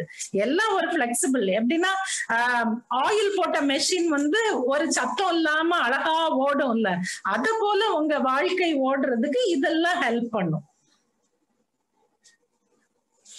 ஒரு ஒரு நிறைய கப்பிள்ஸ் எல்லாரும் ஒருத்தருக்கு ஒருத்தர் தெரிஞ்சவங்களாம், ஒரு ஏரியால உள்ளவங்க. அப்போ அவங்க வந்து ஒரு ரிட்ரீட் மாதிரி வச்சாங்களாம். அப்போ ஒரு போல் பண்ணாங்களாம், இந்த வந்திருக்க கப்பிள்ஸ்லயே ஹாப்பியஸ்ட் கப்பிள் யாரு அப்படின்னு நீங்க நினைக்கீங்க அப்படின்னு. அப்போ மெஜாரிட்டி வந்து ஒரு வயசான கப்பிள சொன்னாங்களாம். அப்போ அந்த வயசான கப்பிள அந்த ஸ்டேஜ்ல ஏத்தி விட்டுட்டு, உங்களுடைய மேரேஜுக்கு சக்சஸ்க்கு என்ன காரணம் அப்படின்னு உடனே அவங்க சொன்னாங்களா, the 3 little words அப்படின்னு சொன்னாங்களாம். அப்போ உடனே எல்லாரும் நினைச்சாங்களா, ஓ அடிக்கடி டெய்லி ஒரு 10-15 தடவையாவது ஐ லவ் யூ டார்லிங் எல்லாம் சொல்லுவாங்க போல அப்படின்னு சொல்லிட்டு. ஆனா அப்படி இல்லையா, அவங்க என்ன சொன்னாங்களா, கேன் ஐ ஹெல்ப்னு நாங்க 2 பேரும் மாத்தி மாத்தி அடிக்கடி கேட்போம். என்ன சூழ்நிலைனாலும், ஈவன் அபிஷியல் மேட்டர்ஸ்ல கூட கேன் ஐ ஹெல்ப் கேட்போம். ஒருத்தருக்கு ஒருத்தர் உதவி செய்ய நாங்க எப்பவுமே ரெடியா இருப்போம். அதனால என்ன ஒரு சின்ன மன கஷ்டம் வந்தாலும் நமக்கு உதவி செய்ய ரெடியா இருக்க ஒரு ஸ்பவுஸ் மேல ஒரு நாளுமே அந்த கோபம் நீடித்திருக்க வாய்ப்பே இல்லை அப்படின்னு சொன்னாங்களாம். அது உண்மைதான். இந்த பிக்சர்ல பாருங்க, அந்த ஹஸ்பண்ட் வந்து ஒய்ஃபுடைய அபிஷியல் இதுல அவங்க மேல வர்றதுக்கு கை கொடுத்து தூக்கி விடுறாரு. என்ன விதத்துல எல்லாம் நீங்க ஹெல்ப் பண்ண முடியுமோ, ஈவன் பைனான்சியல் இயர் எண்டிங் அல்லனா அகாடமிக் இயர் எண்டிங்ல ஹஸ்பண்ட்ஸுக்கு அதிக வேலை இருக்கும், ஃபைல்ஸ் நிறைய பார்க்க வேண்டியது இருக்கும், வீட்டுக்கு கொண்டு வருவாங்க. இப்போ ஒய்ஃப்ஸ் எல்லாருமே எஜுகேட்டட் தான். என்னெல்லாம் அவங்களுக்கு ஹெல்ப் பண்ண முடியுமோ நீங்க ஹெல்ப் பண்ணி கொடுங்க. அந்த டைம்ஸ்ல ஒன்னும் முடியலையா, எல்லாம் பயங்கர வேற மாதிரி லெவல் வேலையா இருக்கு, நம்ம அதுல ஒன்னும் ஹெல்ப் பண்ண முடியாதுன்னா அட்லீஸ்ட் ஒரு டீய போட்டு கொடுத்து நீங்க கூட இருங்க. உங்க பிரசன்ஸ், கம்பானியன்ஷிப், இதெல்லாம் வந்து உங்க லைஃப வந்து முழுமை பெற வைக்கும். ஏதோ அவர் என்னத்தையும் செய்துட்டு கிடக்காரு, அவ என்னத்தையும் செய்துட்டு கிடக்கா அப்படின்ட்டு நம்ம கொரட்டை விட்டு தூங்கிட்டு இருக்கிறத விட, இந்த மாதிரி எதுலெல்லாம் ஹெல்ப் பண்ண முடியுமோ, ஈவன் கஷ்டமான வேலைகள்ல கூட ஹெல்ப் பண்ணலாம், வீட்டு வேலைகள்ல ஹெல்ப் பண்ணலாம். எல்லாம் வந்து அந்த ஹெல்பிங் டெண்டன்சி இருக்குது. வந்து நிறைய பேர் வந்து ஊருக்கு பெரிய உதவியா இருப்பாங்க, வீட்டுல ஒரு சொட்டு இந்த துரும்ப இங்க இருந்து அங்க எடுத்து போட மாட்டாங்க. ஆனா வெளியே போய் எல்லாத்தையும் கேளுங்க, ஓ அப்பா பயங்கர ஹெல்பிங் டெண்டன்சி உள்ள ஆளு அப்படின்னு சொல்லுவாங்க. ஆனா உங்க ஹெல்ப் முதல்ல உங்க ஸ்பவுஸுக்கு கொடுத்து பாருங்க, உங்க லைஃப் என்ன அழகா போகுதுன்னு பாருங்க. இது வந்து ஒரு இந்த காலத்துல, அந்த காலத்திலயும் அப்படிதான், ஆனா இப்போ வந்து டெம்டேஷன்ஸ் எக்கச்சக்கம். இந்த காலத்துல ரொம்ப முக்கியமான ஒரு காரியம் செக்ஷுவல் ஃபெய்த்ஃபுல்னஸ். நம்ம நினைக்கிறோம் ஃபெய்த்ஃபுல்னஸ்னா இன்னொரு ஆளு கூட போறதுதான் அடல்ட்ரி அப்படின்னு நினைக்கிறோம். ஆனா அப்படி இல்லை. உங்க கையில மொபைல் இருக்கு, அதுல பார்க்க கூடாத அருவருப்புகளை நீங்க பார்க்கும்போது உங்க கண்ணுனால நீங்க அடல்ட்ரி பண்றீங்கன்னு அர்த்தம். ஆமா, அதுல யார பாக்கீங்க? உங்க ஒய்ஃபையோ ஹஸ்பண்டையோ நீங்க பாக்கலையே, வேற பொம்பளைகளை பாக்கீங்க, வேற ஆம்பளைகளை பாக்கீங்க. அது வந்து அடல்ட்ரி. யாரோ இன்னொருத்தரை பார்த்து நீங்க ஒரு செக்ஷுவல் சாட்டிஸ்பாக்சன் உங்களுக்கு வருதுன்னு சொன்னா அது அடல்ட்ரி. கர்த்தர் அருவருக்கிற அடல்ட்ரிய பத்தி பைபிள்ல என்ன போட்டிருக்குன்னு பாருங்க. எரி நரகத்துக்கு தான் பாத்திரவான். இப்போ நிறைய பேர் சொல்றாங்க இதெல்லாம் தப்பு கிடையாதுன்னு. ஆனா இது பயங்கர, நமக்கு எப்பவுமே ஸ்டாண்டர்ட் பைபிள் தான். பிப்ளிக்கல் ஸ்டாண்டர்டை விட்டு நம்ம கீழே இறங்கவே கூடாது. இறங்கும் போதெல்லாம் ஆண்டவருடைய பனிஷ்மெண்ட் வரும். அத நம்ம நினைச்சு எப்பவுமே மனசுல வச்சுக்கிடணும். அடல்ட்ரி, இந்த கண்ணுனால பண்ற அடல்ட்ரி, போனோகிராஃபி எல்லாம் வாட்ச் பண்ணவே கூடாது. அப்படி யாராவது வாட்ச் பண்ற அந்த வீக்னஸ் இருந்ததுன்னா ஆண்டவர்கிட்ட அறிக்கை பண்ணி அதை விடுறதுக்கு நீங்க முயற்சி செய்யுங்க. மீதி ஆண்டவருக்கு ஹெல்ப்ப கேளுங்க, கண்டிப்பா ஆண்டவர் அந்த ஹெல்ப்பை தருவாரு. இன்னொன்னு, வாட்சிங் போனோகிராஃபி வேற விதங்கள்லயும் உங்களுடைய திருமண வாழ்க்கைய அஃபெக்ட் பண்ணும். எப்படின்னா, உங்களுக்கு ஒரு sexual satisfaction husband and wife உடைய இன்டிமசில வரவே செய்யாது. அத நீங்க பலி கொடுத்துருவீங்க கடைசியில. உண்மையா கர்த்தர் அலோவ் பண்ண ஒரு அழகான வெட்டிங் கிஃப்ட் நம்முடைய இன்டிமசி, பிசிக்கல் இன்டிமசி. அத இந்த அருவருப்புகளை வாட்ச் பண்ணிட்டு இத பலி கொடுத்துருவீங்க. நிறைய பேருக்கு இதனால பெரிய ப்ராப்ளம்ஸ் ஆயிருக்கு. ஒரு சென்சஸ் எடுத்தா US, UK அடுத்து இந்தியால தான் போன் ரொம்ப வாட்ச் பண்றாங்களாம். இந்தியா எதுல லீட் பண்ணுதோ இல்லையோ இதுல லீட் பண்ணுது. அதனால இந்த காரியத்துல கவனமா இருக்கணும். அடுத்தது ஆபீஸ் ஹஸ்பண்ட், ஆபீஸ் ஒய்ஃப். ஆபீஸ்ல ஒரு ஹஸ்பண்ட் அல்லனா ஒய்ஃப் வச்சிருப்பாங்க. ஆக்சுவலி இது அடல்ட்ரி மாதிரி கிடையாது. பயங்கர க்ளோஸா ஒரு கலீக், ஆப்போசிட் செக்ஸ்ல உள்ள ஒரு கலீக் கிட்ட பயங்கர க்ளோஸ். எல்லாம் வீட்டுல கணவனை பத்தி உள்ள எல்லா காரியத்தையும் அவர்கிட்ட சொல்லி ஆகும். அன்னைக்கு என்ன நடந்துன்னு அதே மாதிரி அவர் போய் சொல்லுவாரு அந்த ஆபீஸ்ல உள்ள அந்த ஆப்போசிட் செக்ஸ் ஃப்ரெண்ட்ட. ஒய்ஃப பத்தி எல்லாம் போய் சொல்றது. கடைசியில இது தவறான காரியங்களுக்கு நேரா லீட் பண்ணிரும். அப்படி யாராவது இருந்தீங்கன்னா இத இப்பவே கட் பண்ணிருங்க. பவுண்டரி செட் பண்ணணும், கண்டிப்பா செட் பண்ணணும். வேற ஃப்ரெண்டோ, ஒரு ஆப்போசிட் செக்ஸ்ல உள்ள ஒரு ஃப்ரெண்டோ இல்லைன்னா கலீகோ அவங்ககிட்ட போய் உங்க ஸ்பௌஸ நீங்க குறை சொல்றீங்கன்னாலே there's something wrong. ஒரு சீடு விழுந்துருச்சு அங்க. இது வளர்ந்து மரமாயி கடைசியில உங்க வாழ்க்கைய அழிக்கிறதுக்கு முந்தி இப்பவே அந்த சீடை புடுங்கி போட்டுருங்க. சொல்லுவாங்கல்ல, அந்த ஆலமர சில ரூஃப்ல அந்த காலத்துல ஓட்டு வீடு இருக்கும், அதுல மேல அப்படி மண்ணு மாதிரி எல்லாம் இருக்கும். அதுல அந்த ஆலம் விதை உளுமா, காக்கா கொண்டு போட்டுருமா. கடைசியில அது சின்னதா இருக்கும் போதே புடுங்கி போட்டுறானுமா, அல்லன்னா அந்த வீட்டு சுவரையே அது பிளந்துருமா. அதே மாதிரிதான் இந்த காரியம். வேற யார்கிட்டையும் நீங்க அந்த அளவுக்கு சோல் ஒரு டெப்த்ல ஒரு ஆப்போசிட் செக்ஸ்ல உள்ளவங்கிட்ட நீங்க அந்த ஃப்ரெண்ட்ஷிப்போ ஒரு இதோ வைக்கவே கூடாது. பிந்தி பெரிய பிரச்சனை வரும். இன்னொன்னு, நிறைய பேர் திருமணத்துக்கு முன்பு அம்மா அப்பாக்க பிள்ளைகளா இருக்கும்போது எல்லா காரியத்திலையும் பரிசுத்தமா இருப்பாங்க, அடங்கி இருப்பாங்க, டிசிப்ளின்டா இருப்பாங்க. ஆனா திருமணத்துக்கு அப்புறம் ஏதோ ஒரு லைசன்ஸ் கிடைச்சே போல சொல்லுவாங்கல்ல, லைசன்ஸ் டு கில். அத மாதிரி ஏதோ எல்லாத்துலயும் நான் ஃப்ரீ அப்படின்றது போல ரொம்ப தவறான சிச்சுவேஷன்ஸ்குள்ள தங்களை எக்ஸ்போஸ் பண்ணிட்டு இருப்பாங்க. டெம்ப்டேஷனுக்குள்ள இருந்துட்டு நான் பயங்கர ஸ்ட்ராங்னு சொல்லி டெம்ப்டேஷன் நிறைய ஊறிச்சு. எக்ஸ்கியூஸ் மீ, சாரி, டெம்ப்டேஷனுக்கு எக்ஸ்போஸ் பண்ணிட்டு இருப்பாங்க. கடைசியில ஒரு நாள் அந்த டெம்ப்டேஷன் உங்களை ஓவர் கம் பண்ணிரும். நிற்கிறவன் எவனோ நான் ஒரு நாள் உளுந்துருவேன்னு நினைச்சிட்டு கவனமா இருக்கணும்னு பைபிளும் சொல்லுது. இன்னொன்னு, இப்படி எல்லாம் பண்றதுக்கு கான்சிக்வன்ஸ் கடைசியில என்ன ஆகும்ன்றத நீங்க யோசித்து பார்க்கணும். உங்க பிள்ளைகளை இது எந்த விதத்துல அஃபெக்ட் பண்ணும்? நான் செல்ஃபிஷா நான் இப்படி இருக்கிறேனா? பேப்பரை எடுத்து பாருங்க. இப்போ பேப்பர்ல வர்ற மர்டர்ஸ்க்கு மெயினான ரீசன் இந்த காரியம்தான். பெண்கள்லயும் ஒழுக்கம் இல்ல, ஆண்கள்லயும் ஒழுக்கம் இல்ல. நாம் கண்டிப்பா ஒழுக்கமா இருக்கணும். அந்த காலத்துல எப்படி நாம் ஆப்போசிட் செக்ஸ் கிட்ட கேர்ஃபுல்லா இருந்தோமோ திருமணத்துக்கு அப்புறமும் அதே போலதான் இருக்கணும். ஒரு சோல்மேட்ன்றது உங்க ஸ்பௌஸ் மாத்திரம்தான், வேற சோல்மேட்ஸ் உங்களுக்கு இருக்கவே கூடாது ஆப்போசிட் செக்ஸ்ல. இனி வந்து உங்களுக்கே தெரியும், மேரேஜ் வந்து டீப்பஸ்ட் மோஸ்ட் இன்டிமேட் ரிலேஷன்ஷிப், மிகவும் அந்தரங்கமான, வேற அந்த ஒளிவு மறைவு இல்லாத ஒரு உறவு வந்து உங்க திருமண உறவு தான். அம்மா அப்பா உறவு கூட கிடையாது, பிள்ளை உறவு கூட கிடையாது, திருமண உறவு தான் மோஸ்ட் இன்டிமேட் ரிலேஷன்ஷிப். இது வந்து ஒரு இன்ஸ்டிடியூஷன், உங்களுக்கே தெரியும். காட் வந்து ஃபர்ஸ்ட் உண்டாக்குன இன்ஸ்டிடியூஷன். ஒரு இன்ஸ்டிடியூஷன் அல்லது ஒரு பிசினஸ் வந்து தழைக்கணும்னா எவ்வளவு டைம் அதை உண்டாக்குறவங்க வந்து போடுவாங்க, யோசிச்சு பாருங்க.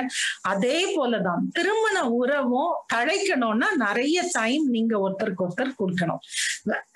ஹஸ்பண்ட் அண்ட் ஒய்ஃபா இருக்கனால காலையில எழும்புனதுல இருந்து வேலைக்கு போறது வரை கூட தான் இருப்பீங்க, சாயங்காலம் வீட்டுக்கு வர்றதுல இருந்து அடுத்த நாள் காலையில வர கூட தான் இருக்க போறீங்க. குவான்டிட்டியை நான் மீன் பண்ணல, இன்டென்ஷனல் குவாலிட்டி டைம். இத பத்தியும் நிறைய பேர் சொல்லியிருப்பாங்க.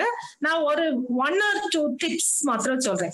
டேட் நைட் நீங்க வச்சுக்கிடணும். அட்லீஸ்ட் மந்த்லி ஒன்ஸ் வந்து பிள்ளைகள் உள்ளவங்க உங்க பிள்ளைகளை சேஃபான நம்பகமான பேரண்ட்ஸ் இருந்தா பேரண்ட்ஸ் கிட்ட விட்டுட்டு போலாம், அப்படி இல்லைன்னா ரொம்ப நம்பகமான உங்ககிட்ட பிள்ளைகளை விட்டுட்டு ஒரு நாள் நீங்க வெளியே போய் ஷாப்பிங் முடிச்சுட்டு போய் ஒரு ரொமான்டிக் டின்னர்ல என்னெல்லாம் பேசணுமோ பேசிட்டு அப்புறம் பிந்தி வீட்டுக்கு வரலாம். அது வந்து உங்களுக்கு டேட் நைட்டா நீங்க வச்சுக்கலாம்.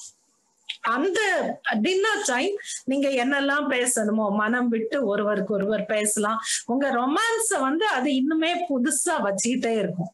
பல சொல்லுவாங்களே, ஆசை 60 நாள், மோகம் 30 நாள், அதுக்கப்புறம் எல்லாம் சலிப்பு அப்படின்னு சொல்லிட்டு. அப்படி கிடையாது. அந்த ரொமான்ஸ வந்து நீங்க ரினியூ பண்ணிட்டே இருக்கணும். அத சலிச்சு போறதுக்கு விட்டுறவே கூடாது.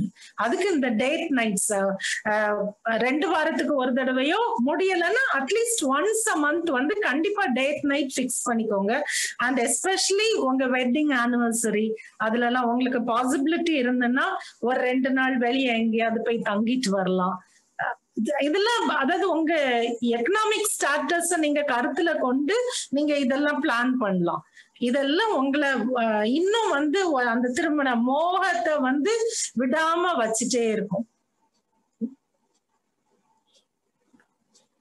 இன்னொன்னு வந்து நீங்க திருமணம் முடிந்த புதுசுல 2 பேரும் சில காரியங்களை ரொம்ப இன்ட்ரெஸ்டடா செய்திருப்பீங்க. வீட்டுல இருந்து இன்டோர் கேம்ஸ், கேரம் விளையாடுவீங்க, கார்ட்ஸ் விளையாடுவீங்க. அதான் என்ன செய்றீங்கன்றது முக்கியம் இல்ல, 2 பேரும் ரொம்ப என்ஜாய் பண்ணி சேர்ந்து, சிலர் வந்து கார்டனிங் பண்ணுவாங்க, ஏதோ ஒண்ணு என்ஜாய் பண்ணி நீங்க சேர்ந்து பண்ணிருப்பீங்க சில காரியங்கள். அத வந்து இன்னுமே நீங்க தொடர்ந்து செய்துட்டு இருக்கணும். இப்போ யோசித்து பாருங்க, நீங்க திருமணம் முடிந்த புதுசுல வெளியே சும்மா வாக்கிங் போவீங்க, 2 பேரும் ஒருத்தர் கையை பிடிச்சிட்டு ஈவினிங் டைம்ஸ்ல வாக்கிங் போறது, பிக்னிக்ஸ் போறது, அல்லது பார்க்ஸ்ல போய் உட்கார்ந்து பெஞ்ச்ல உட்கார்ந்து பேசிட்டு இருக்குது. இந்த மாதிரி அந்த தனிமையில நீங்க 2 பேரும் இருக்கிறத வந்து ரொம்ப நாடி இருப்பீங்கல்ல, அத வந்து இன்னுமே நீங்க கண்டினியூ பண்ணிட்டு இருக்கணும். செய்ய வேற ஒண்ணும் இல்லையா, நம்ம இங்கிலீஷ்ல எல்லாம் சொல்லுவோம்ல, talking sweet nothings holding hands. ஒன்னும் என்ன பேசுறோன்னே இல்ல, பேச்சு வந்து அதுல மேட்டர் முக்கியம் இல்ல, ஜஸ்ட் ஹோல்ட் ஹேண்ட்ஸ், என்னதாவது சும்மா வளர்த்திட்டு இருங்க. அதெல்லாம் வந்து உங்களுடைய அந்த ரொமான்ஸ வந்து கீப் அப் பண்ணும், உங்க திருமணத்தை என்ரிச் பண்ணும். இது வந்து ஒரு முக்கியமான காரியம். நிறைய பேர் நாம இதுல தவறும். Focus on the big picture. அந்த பிக்சரை பாருங்க. ஒரு ஆப்பிள் மேலதான் ஃபோக்கஸ் இருக்கு, அதுக்கு பின்னால ஒரு பெரிய சிட்டி இருக்கு. ஆனா சிட்டிக்கு இம்பார்ட்டன்ஸ் மறைஞ்சு போயிருது, இந்த ஆப்பிள் தான் பெருசா தெரியுது. அதே மாதிரி நம்ம வாழ்க்கையில உங்க 2 பேரையும் கடவுள் இணைச்சிருக்காரு. இதுல யாருக்காவது சந்தேகம் இருக்கா? யாருக்கும் சந்தேகம் இருக்காது. கடவுள் தான் இணைச்சிருக்காரு. ஆயிரக்கணக்கான பாசிபிலிட்டிஸ்ல இந்த கணவனை, இந்த மனைவிய உங்களுக்குன்னு ஆண்டவர் சூஸ் பண்ணி கொண்டு வந்து சேர்த்து வச்சிருக்காரு ஒரு திருமண உறவுல, ஒரு அழகான வாழ்க்கைய நீங்க கெட்டும்படி. ஆனா அந்த பிக்சர், அதுதான் பிக் பிக்சர். ஆண்டவர் உங்களை இணைச்சு ஒரு அழகான திருமண வாழ்க்கைக்குள்ள கட்டி வச்சிருக்கிறாருன்றதுதான் பிக் பிக்சர். அதை மறந்துருவீங்க. சின்ன இரிட்டேஷன்ஸ், சிலர் வந்து எடுத்ததை சீப்பை எடுத்தா எடுத்த இடத்துல வைக்க மாட்டாங்க, மாத்தி வச்சிருவாங்க. உடனே இன்னொரு ஸ்பவுஸ் வந்து அதை எடுத்து சொல்லி சொல்லி எடுத்து வைப்பாங்க. இதே கடைசியில ஒரு இரிட்டேஷன் ஆயிரும். இவர் ஒரு நாளும் இத சரியா செய்ய மாட்டேங்கிறாரு, இவ ஒரு நாளும் இத நீட்டா. இந்த ஒரு சின்ன சின்ன இரிட்டேஷன்ஸ் அவங்க கேரக்டர்ல உங்க பார்வையில அது ஒரு குறைன்னு வைங்களா, அந்த குறையதான் நீங்க கடைசியில பெருசா யோசிச்சுட்டு இருப்பீங்க. அதை யோசித்து யோசித்து இரிட்டேட் ஆயிட்டு இருப்பீங்க. கடவுள் கொடுத்த நல்ல காரியங்கள் எல்லாத்தையும் அவுட் ஆஃப் போக்கஸா போயிரும். இந்த சின்ன இரிட்டேஷனை வந்து பெருசா பிடிச்சிட்டு அதுதான் உங்க போக்கஸா இருக்கும். கடைசியில ரிசென்ட்மெண்ட் மனசுக்குள்ள வரும், வருத்தங்கள் வரும். சோ ஒருத்தங்க ஒரு லேடி சொன்னாங்களாம், அவங்களுக்கு கல்யாணம் ஆகும்போது ஹஸ்பண்ட் வந்து பயங்கரமா கொரட்ட விடுவாராம், இவங்களுக்கு தூங்கவே முடியாதாம். கடைசியில இவங்களுக்கு அது ஒரு இரிட்டேஷன் மாதிரி ஆயிட்டான். ஒரு நாள் அவங்க அப்படியே இரிட்டேட்டடா, அவர் கொரட்ட விட்டுட்டு பயங்கரமா தூங்கிட்டு இருக்காராம். இவங்க இரிட்டேட்டடா அப்படியே மனசுக்குள்ள தூங்க முடியலையே ஐயோன்னு சொல்லிட்டு இருக்கும்போது ஆண்டவர் உள்ளத்துல பேசினாராம், பாரு அவனுடைய கொரட்ட சத்தம் கேக்குதுன்றது எதுக்கு அடையாளம்? அவன் உயிரோட இருக்கான், நீ உயிரோட இருக்க, நீங்க ரெண்டு பேரும் ஒரே பெட்ல பக்கத்துல பக்கத்துல படுத்திருக்கீங்க அப்படின்னா என்ன அர்த்தம்? உங்க திருமண உறவு சரியா இருக்கு அப்படின்றதுக்கு அடையாளம்னு பேசினாராம். உடனே அதுல இருந்து அவங்களுக்கு அந்த கொரட்ட சத்தம் வந்து சத்தம் மாதிரி இருக்காதான், மியூசிக் மாதிரி இருக்குமா. பாருங்க, லைஃப்ல வந்து life is short, no guarantees. யாருக்காவது தெரியுமா, சொல்ல முடியுமா நான் 100 வயசு வரை இருப்பேன், அல்லது என் ஹஸ்பண்ட் கண்டிப்பா 90 வயசு வரை இருப்பாரு? யாருக்காவது சொல்ல முடியுமா? என் ஒய்ஃப் கண்டிப்பா 80 வயசு வரை இருப்பா? வாழ்க்கை வந்து ரொம்ப ஷார்ட் அப்படின்றதுக்கு இடையில மறைஞ்சு போகலாம். சில நேரம் நம்ம ஸ்பவுஸ் சீக்கிரமா எடுக்கப்படலாம், ஒண்ணுமே தெரியாது நமக்கு. இப்போ இன்னைக்கு என்ன கொடுக்கப்பட்டிருக்குது அதுதான் ஷியோர், நாளைக்கு வந்து நம்ம கையிலேயே கிடையாது. அப்போ இந்த கொடுக்கப்பட்டிருக்க இத நாம் ப்ரெஷியஸா நினைச்சு அதை அப்ரிஷியேட் பண்ணுவோம். உங்களுக்கு இப்போ இந்த நேரத்துல நீங்க உங்களையே செக் பண்ணி பாருங்க, ஆவியானவர் உங்களோட பேசிட்டு இருக்காரு. ஒருவேளை உங்க போக்கஸ உங்க திருமண உறவுல இருந்து எடுத்து கடவுள் என்ன ஒரு அழகான கிஃப்ட் எனக்கு கொடுத்திருக்காரு என் ஸ்பவுஸ். இப்போ ஒருத்தர் யாரோ போட்டாங்க, என் ஒய்ஃப் வந்து காட் எனக்கு கொடுத்த கிஃப்ட்ன்னு சொல்லிட்டு, அந்த கிஃப்ட்ன்றதுல இருந்து உங்க போக்கஸ எடுத்து சின்ன சின்ன குறைகள்ல போக்கஸ மாத்திட்டீங்க, அதனால உங்க வாழ்க்கையும் அவங்க வாழ்க்கையும் நரகம் ஆக்கிட்டு இருக்கீங்களோ? மறுபடியும் போக்கஸ காட் உங்களுக்கு கொடுத்த அந்த திருமண வாழ்க்கையில வைங்க. அவரு தப்பே செய்ய மாட்டாரு, நீங்க தப்பு செய்யலாம், காட் தப்பே செய்ய மாட்டாரு. அழகான ஒரு திருமண வாழ்க்கை, அழகான ஒரு கணவன் மனைவிய உங்களுக்கு கொடுத்திருக்காரு. போக்கஸ மறுபடியும் கரெக்டா வச்சிருங்க, எல்லாம் சரியாகும். Everything will fall into place. இங்க பாருங்க, இந்த பிக்சர்ல ஒரு அழகான செடி பூத்து குலுங்கிட்டு இருக்கு. உங்க திருமண வாழ்க்கையும் இப்படி இருப்பதற்காக சிருஷ்டிக்கப்பட்டது. நீங்க யோசித்து பாருங்க, நீங்க சொல்லுங்களேன், இந்த செடி அன்மியூட் பண்ணிட்டு சொல்லுங்க, இந்த செடி இவ்வளவு பூத்து குலுங்குறதுக்கு என்னெல்லாம் தேவைப்பட்டிருக்கும்? அன்மியூட் பண்ணிட்டு சொல்லுங்க.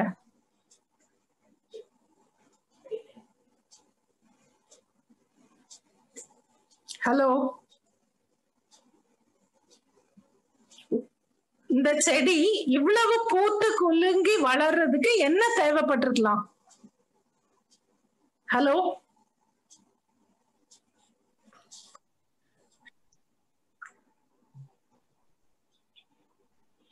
Water, sunlight, fertilisers. Correct correct. Water, sunlight, fertiliser, soil, இதெல்லாம் இருந்தாதான் செடி வளரவே முடியும், அப்படிதானே? இவ்வளவு பூத்து குலுங்கணும்னா இன்னும் சில காரியங்கள், அந்த கரெக்டான டெம்பரேச்சர் இருந்திருக்க வேண்டியது, மைக்ரோ நியூட்ரியன்ஸ் வந்து கரெக்டா கிடைச்சிருக்க வேண்டியது. அப்படிலாம் கிடைச்சாதான் இதெல்லாம் இப்படி பூத்து குலுங்கும். அதே மாதிரி திருமண வாழ்க்கையில பேசிக் வேல்யூஸ் நான் சொன்னேன்ல, லவ், அதே மாதிரி பேஷன்ஸ், ஃபர்கிவ்னஸ், இதெல்லாம் வந்து ஃபவுண்டேஷன். செக்ஸ், பிசிக்கல் இன்டிமசியும் ஒரு ஃபவுண்டேஷன். ஆண்டவர் நமக்கு நியமித்த ஒரு கிஃப்ட், அதே நேரம் ஒரு ஒரு ஃபவுண்டேஷன் தான் அதுவும். இதெல்லாம் வந்து மேஜர் வேல்யூஸ். அதுக்கு அடுத்தது சின்ன சின்ன மைக்ரோ நியூட்ரியன்ஸ் மாதிரி, ஒரு சின்ன டெம்பரேச்சர் சேஞ்ச் மாதிரி ஹியூமர், ஃபன்னியா பேசணும். நிறைய பேர் நினைப்பாங்க கிறிஸ்டியன்ஸ்னாலே எப்பவுமே சீரியஸா தான் இருக்கணும் அப்படின்னு. எங்களுக்கு நாங்க ஒரு சர்ச்சுக்கு போவோம். அவர் ஒரு Pentecostal pastor. Usually Pentecostal pastors வந்து ரொம்ப ஸ்ட்ரிக்டா இருப்பாங்க. பிள்ளைங்க எல்லாம் பக்கத்துல விளையாடிட்டு இருந்தாலே சிடுச்சிடுன்னு நிறைய பேர் இருப்பாங்க. ஏன்னா அந்த ஹோலினஸ் வேற எதுவும் கெடுத்துடக்கூடாது அப்படின்ற எல்லாம் நிறைய பேர் கரெக்டா இருப்பாங்க. ஆனா இந்த பாஸ்டர் வந்து பிள்ளைங்க பக்கத்துல போய் விளையாடினாலும் அவரு கண்டுக்க மாட்டார், சிரிப்பாரு. பாக்கெட்ல வந்து எப்பவும் சாக்லேட்ஸ் வச்சிருப்பாரு. அந்த சாக்லேட் எடுத்து அந்த பிள்ளைகளுக்கு கொடுப்பாரு. மெசேஜுக்கு நடுவுலயும் இது நடக்கும். அதே மாதிரி ஒரு மெசேஜ் அவர் கொடுக்காருன்னா அதுல ஒரு 15 ஜோக்காவது இல்லாம இருக்காது. ஆண்டவருடைய லவ்வ பத்தி அழகா பேசுவாரு. அதுல ஒரு 10 ஃபன்னி காரியங்களாவது அவர் சொல்லுவாரு. ரொம்ப அழகா இருக்கும். இப்போ கத்துட்ட போயிட்டாரு. ஆனா ஒரு அந்த அளவுக்கு அவருடைய மெசேஜ் வந்து ரொம்ப ஹோல்சமா இருக்கும். அது வந்து அந்த ஃபன், ஹியூமர் எல்லாமே. அதே போலதான் திருமண வாழ்க்கையில ஹியூமர் இருக்கணும், ஃபன் இருக்கணும். இதெல்லாம் வந்து மைக்ரோ நியூட்ரியன்ஸ் போல. ரொமான்ஸ் இருக்கணும், அப்ரிசியேஷன் இருக்கணும். நல்ல எஃபர்ட் எடுத்து யூடியூப பார்த்து ஒண்ணு குக் பண்ணா அத நல்லா இருக்கும், 2 பிளேட் வாங்கி சாப்பிடுவாங்க. ஆனா அதை பத்தி ஒரு வார்த்தையும் பேசாம இருக்கக்கூடாது. அதே போல அவரு அழகான ஒரு அழகோ அழகில்லையோ ஒரு ட்ரெஸ் வாங்கிட்டு வர்றாருன்னா அதை போட்டு இது நல்லா இல்ல, அன்னைக்கு நீங்க இதே கலர்ல தானே வாங்கிட்டு வந்தீங்க, இந்த டைப் எனக்கு பிடிக்காதுன்னு உங்களுக்கு தெரியாதா, இப்படி சொல்லக்கூடாது. இதெல்லாம் அப்படி அவங்களுக்கு எஃபர்ட்ஸா அப்ரிஷியேட் பண்ணணும். இந்த ரொமான்ஸ், டேட் நைட்ஸ், இதெல்லாம் வந்து உங்களுக்கு இவ்வளவு அழகான பூத்து குலுங்குற ஒரு வாழ்க்கைய உருவாக்கி தரும். அதுவும் முக்கியம். பெரிய வேல்யூஸ் ரொம்ப முக்கியம். அது இல்லைன்னா விதர் ஆயிரும். செடிய சன்லைட் இல்ல, தண்ணி இல்லைன்னா செடி பட்டு போகும். நீங்க யோசித்து பாருங்க, மேல தாளத்தோட ஒரு சீடை கொண்டு வந்து, ஒரு கோகனட் சீடுன்னு வைங்களேன், ஒரு தேங்காய கொண்டு நீங்க நடுறீங்க. இது பெரிய மரமாயி ஒரு நாள் எனக்கு கனி தர போகுது அப்படின்னு சொல்லிட்டு நட்டு 1 வருஷம் ஒழுங்கா தண்ணி ஊத்துறீங்க, மைக்ரோ நியூட்ரியன்ஸ் குடுக்கீங்க, எல்லாம் குடுக்கீங்க. 2வது வருஷத்துல இருந்து அதை கண்டுகிடவே இல்லை. அது வளருமா? வளராது, பட்டுதான் போகும். அதே மாதிரிதான் மேல தாளத்தோட ஒரு நாள் கல்யாணம், பெரிய ஊருக்கே சாப்பாடு போட்டு அழகா கல்யாணம் நடந்துச்சு. அதுக்கப்புறம் 1 வருஷம் ஏதோ ஓரளவு நல்லா வாழ்ந்தீங்க. அப்புறம் உப்பு சப்பு இல்லாம ஏதோ just we are connected by marriage. அந்த லவ்வும் இல்ல, பேஷன்ஸ் இல்ல, ஃபர்கிவ்னஸ் இல்ல, இந்த ரொமான்ஸ் இல்ல, ஜாலியா பேசி சிரிக்கிறது இல்ல, கைய பிடிச்சிட்டு நடக்கிறது இல்ல, அப்பப்ப கெட்டி பிடிச்சி பிள்ளைகளுக்கு தெரியாம கிஸ் கொடுக்கறது இல்ல. இதெல்லாம் இல்லைன்னா லைஃப் எப்படி இருக்கு? அது கடைசியில ஒரு நாள் மேஜர் லவ் இல்ல, ட்ரஸ்ட் இல்ல, ஆனஸ்டி இல்லைன்னா பட்டு போகும். இந்த மைக்ரோ நியூட்ரியன்ஸ் சின்ன சின்ன காரியங்கள் இல்லைன்னா கனி கொடுக்காது, பூ பூக்காது, கனி கொடுக்காது. இப்ப கனி கொடுக்கிற வாழ்க்கை இருக்கணும்னா எல்லாம் இருக்கணும் உங்க திருமண உறவுல. இது பாருங்க, ரூல்ஸ் ஃபார் ஃபைட்டிங். உங்களுக்கே தெரியும், மார்ஷியல் ஆர்ட்ஸ் இதெல்லாம், பாக்ஸிங், ரெஸ்லிங், இதுக்கு எல்லாம் ரூல்ஸ் உண்டு. ரூல்ஸ் படி சண்டை போடலன்னா ரெஃபரி வந்து டிஸ்குவாலிஃபை பண்ணிடுவாரு. அதே போல உங்க திருமண வாழ்க்கையில ஆர்கியூமெண்ட்ஸ் வரலாமா? வரலாம். என்னடா இவங்க மாத்தி சொல்றாங்கன்னு நினைக்கிறாங்க, வரலாம். ஏன்னா நீங்க 2 பேரும் இண்டிவிஜுவல்ஸ் இல்ல, ஆர்கியூமெண்ட்ஸ் வரதான் செய்யும். ஆனா எங்க ஷாலோம்ல 2-3 கப்பிள்ஸ் உண்டு, கல்யாணம் ஆனையில இருந்து இன்னைக்கு வர ஒரு நாள் கூட ஆர்கியூ பண்ணாதவங்க. அதெல்லாம் ஏதோ மகாத்மாக்கள் மாதிரி. ஆர்டினரி கப்பிள்ஸ், ஆனா பயங்கர லவ்விங் கப்பிள்ஸாவும் இருப்பாங்க. சின்ன சின்ன கூடல்கள் எல்லாம் வரும், அது சகஜம்தான்.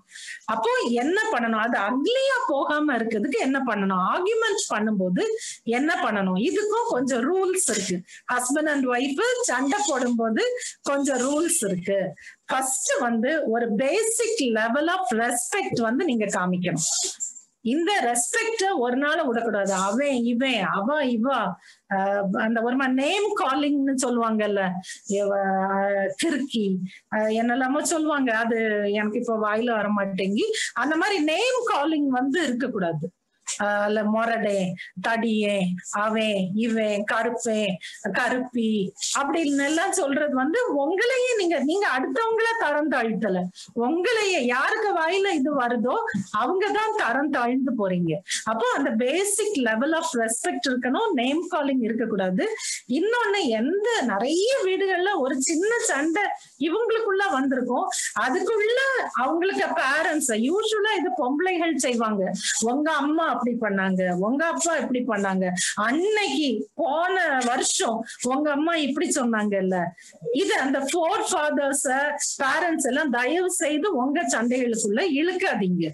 அது வந்து செப்பரேட் காரியம். அவங்களுக்கு கூட உங்களுக்கு ஏதாவது ப்ராப்ளம் இருக்கா, நீங்க அவங்ககிட்ட போய் பேசி சரி பண்ணுங்க. உங்களுக்கு ரெண்டு பேருக்கும் உள்ள பிரச்சனை இல்ல, அத வந்து நீங்க இழுக்காதீங்க. இன்னொன்னு வந்து உங்களுக்கே நல்லா தெரியும், சண்டை முத்திட்டே போகுது, ஆர்கியூமெண்ட் வந்து வார்த்தைகள் தடிக்குது, கோபம் தலைக்கேறுது. இப்போ என் வாயில இருந்து ஒரு காரியம் வரப்போகுது, இந்த காரியம் வந்துச்சுன்னா என் ஸ்பௌஸுக்கு கோபம் உச்சத்துல போயிரும், இந்த சண்டை வந்து எஸ்கலேட் ஆகி பெரிய எக்ஸ்ப்ளோஷன் ஆக போகுதுன்னு ஒரு உணர்வு உங்களுக்கு வரும் அந்த காரியத்தை நீங்க சொல்றதுக்கு முந்தி. அதை தயவு செய்து சொல்லாதீங்க. வாயை இருக்க மூடிட்டு அந்த இடத்த விட்டு நகர்ந்து போயிருங்க. கொஞ்சம் கூல் ஆஃப் பண்ணிட்டு அதுக்கப்புறம் வந்து பேசுங்க. ஏதாவது ஒரு சொல்யூஷன் கண்டுபிடிக்கணும்னா பேசுங்க. சில காரியங்கள் வந்து ரெண்டு பேருமே ஒரு நாளுமே நீங்க அக்ரி பண்ணவே மாட்டீங்க. அவர் சொல்றது அவர் பார்வைக்கு கரெக்டா இருக்கும், இவங்க இந்த லேடி சொல்றது அவங்க பார்வைக்கு சரியா இருக்கும். சொல்லுவாங்கல்ல, அந்த நைன்ன்றத இப்படி நைன அந்த சைட்ல இருந்து அவர் பார்த்துட்டு இருப்பாரு, இந்த சைட்ல இருந்து இவங்க பார்த்துட்டு இருப்பாங்க. இவங்க பார்வைக்கு நைனா இருக்கும், அவர் பார்வைக்கு அது 6ஆ இருக்கும். அது ஒரு நாளுமே அதுக்கு சொல்யூஷன் கிடையாது. அவங்க ரெண்டு பேரும் நிக்கிற பெர்ஸ்பெக்டிவ் வந்து வேற. அதே போல சில காரியங்களுக்கு ஒரு நாளுமே அக்ரிமெண்ட் வராது.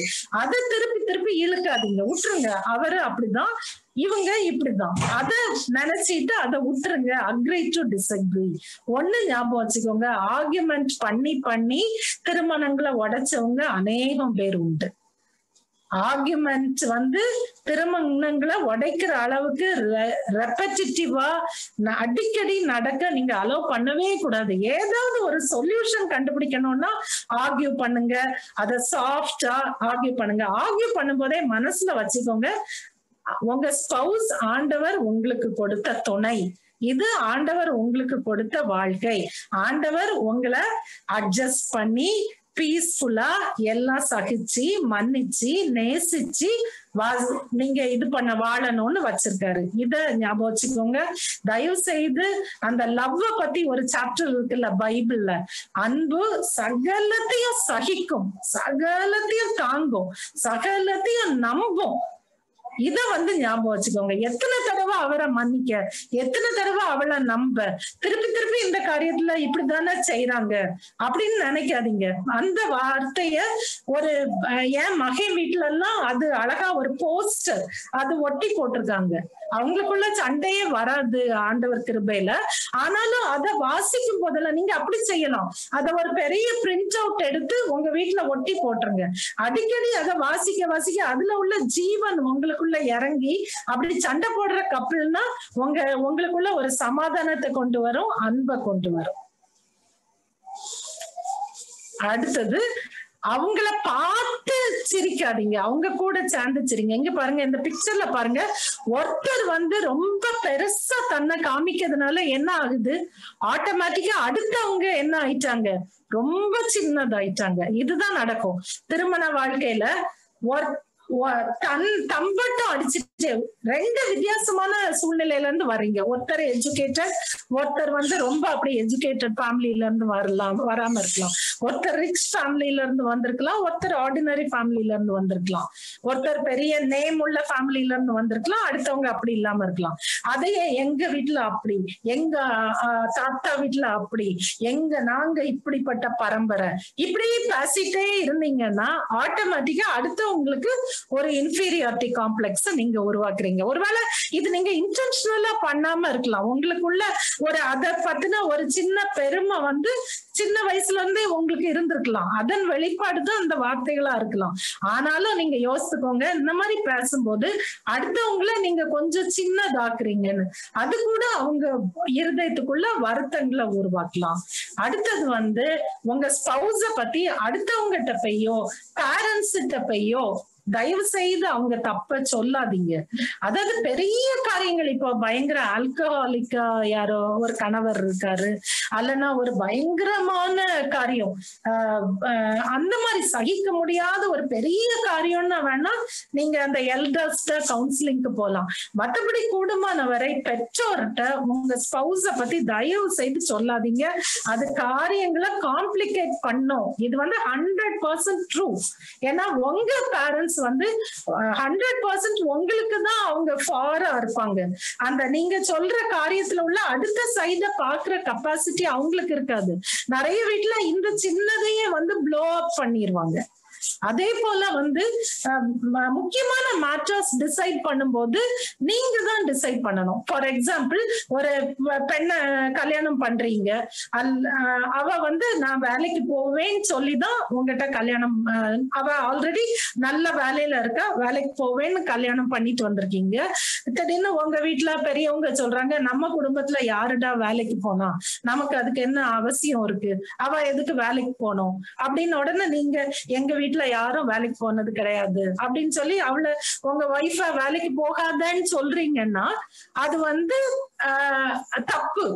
நீங்க என்ன முதல்ல அக்ரி பண்ணிருக்கீங்களே, வேலைக்கு விடுவேன்னு அக்ரி பண்ணிருக்கீங்கல்ல, அதை கிளியர் பண்ணிட்டு தானே கல்யாணம் பண்ணிருக்கீங்க. அப்போ அந்த காரியங்கள்ல நீங்க பெற்றோர் சொல்றத கேட்க கூடாது. அதே மாதிரி இன்னொரு எக்ஸாம்பிள் சொல்றேன்.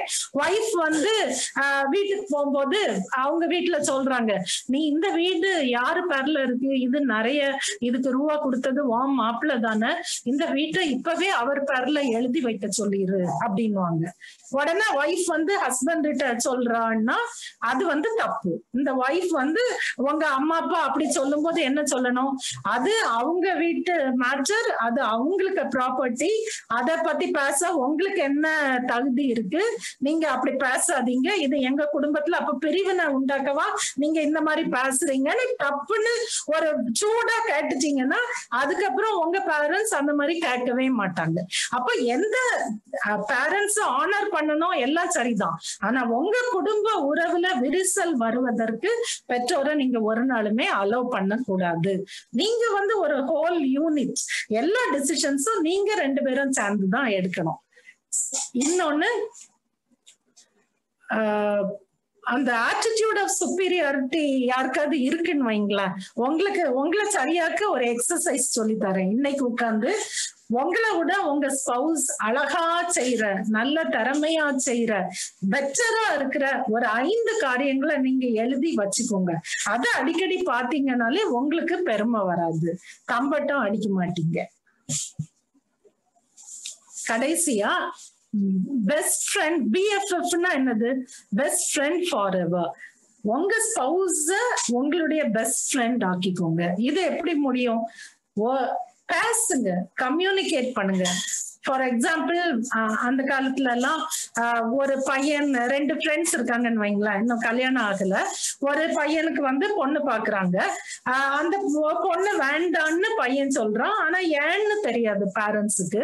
அப்போ அதை அறியறதுக்கு யார்கிட்ட கேட்பாங்க?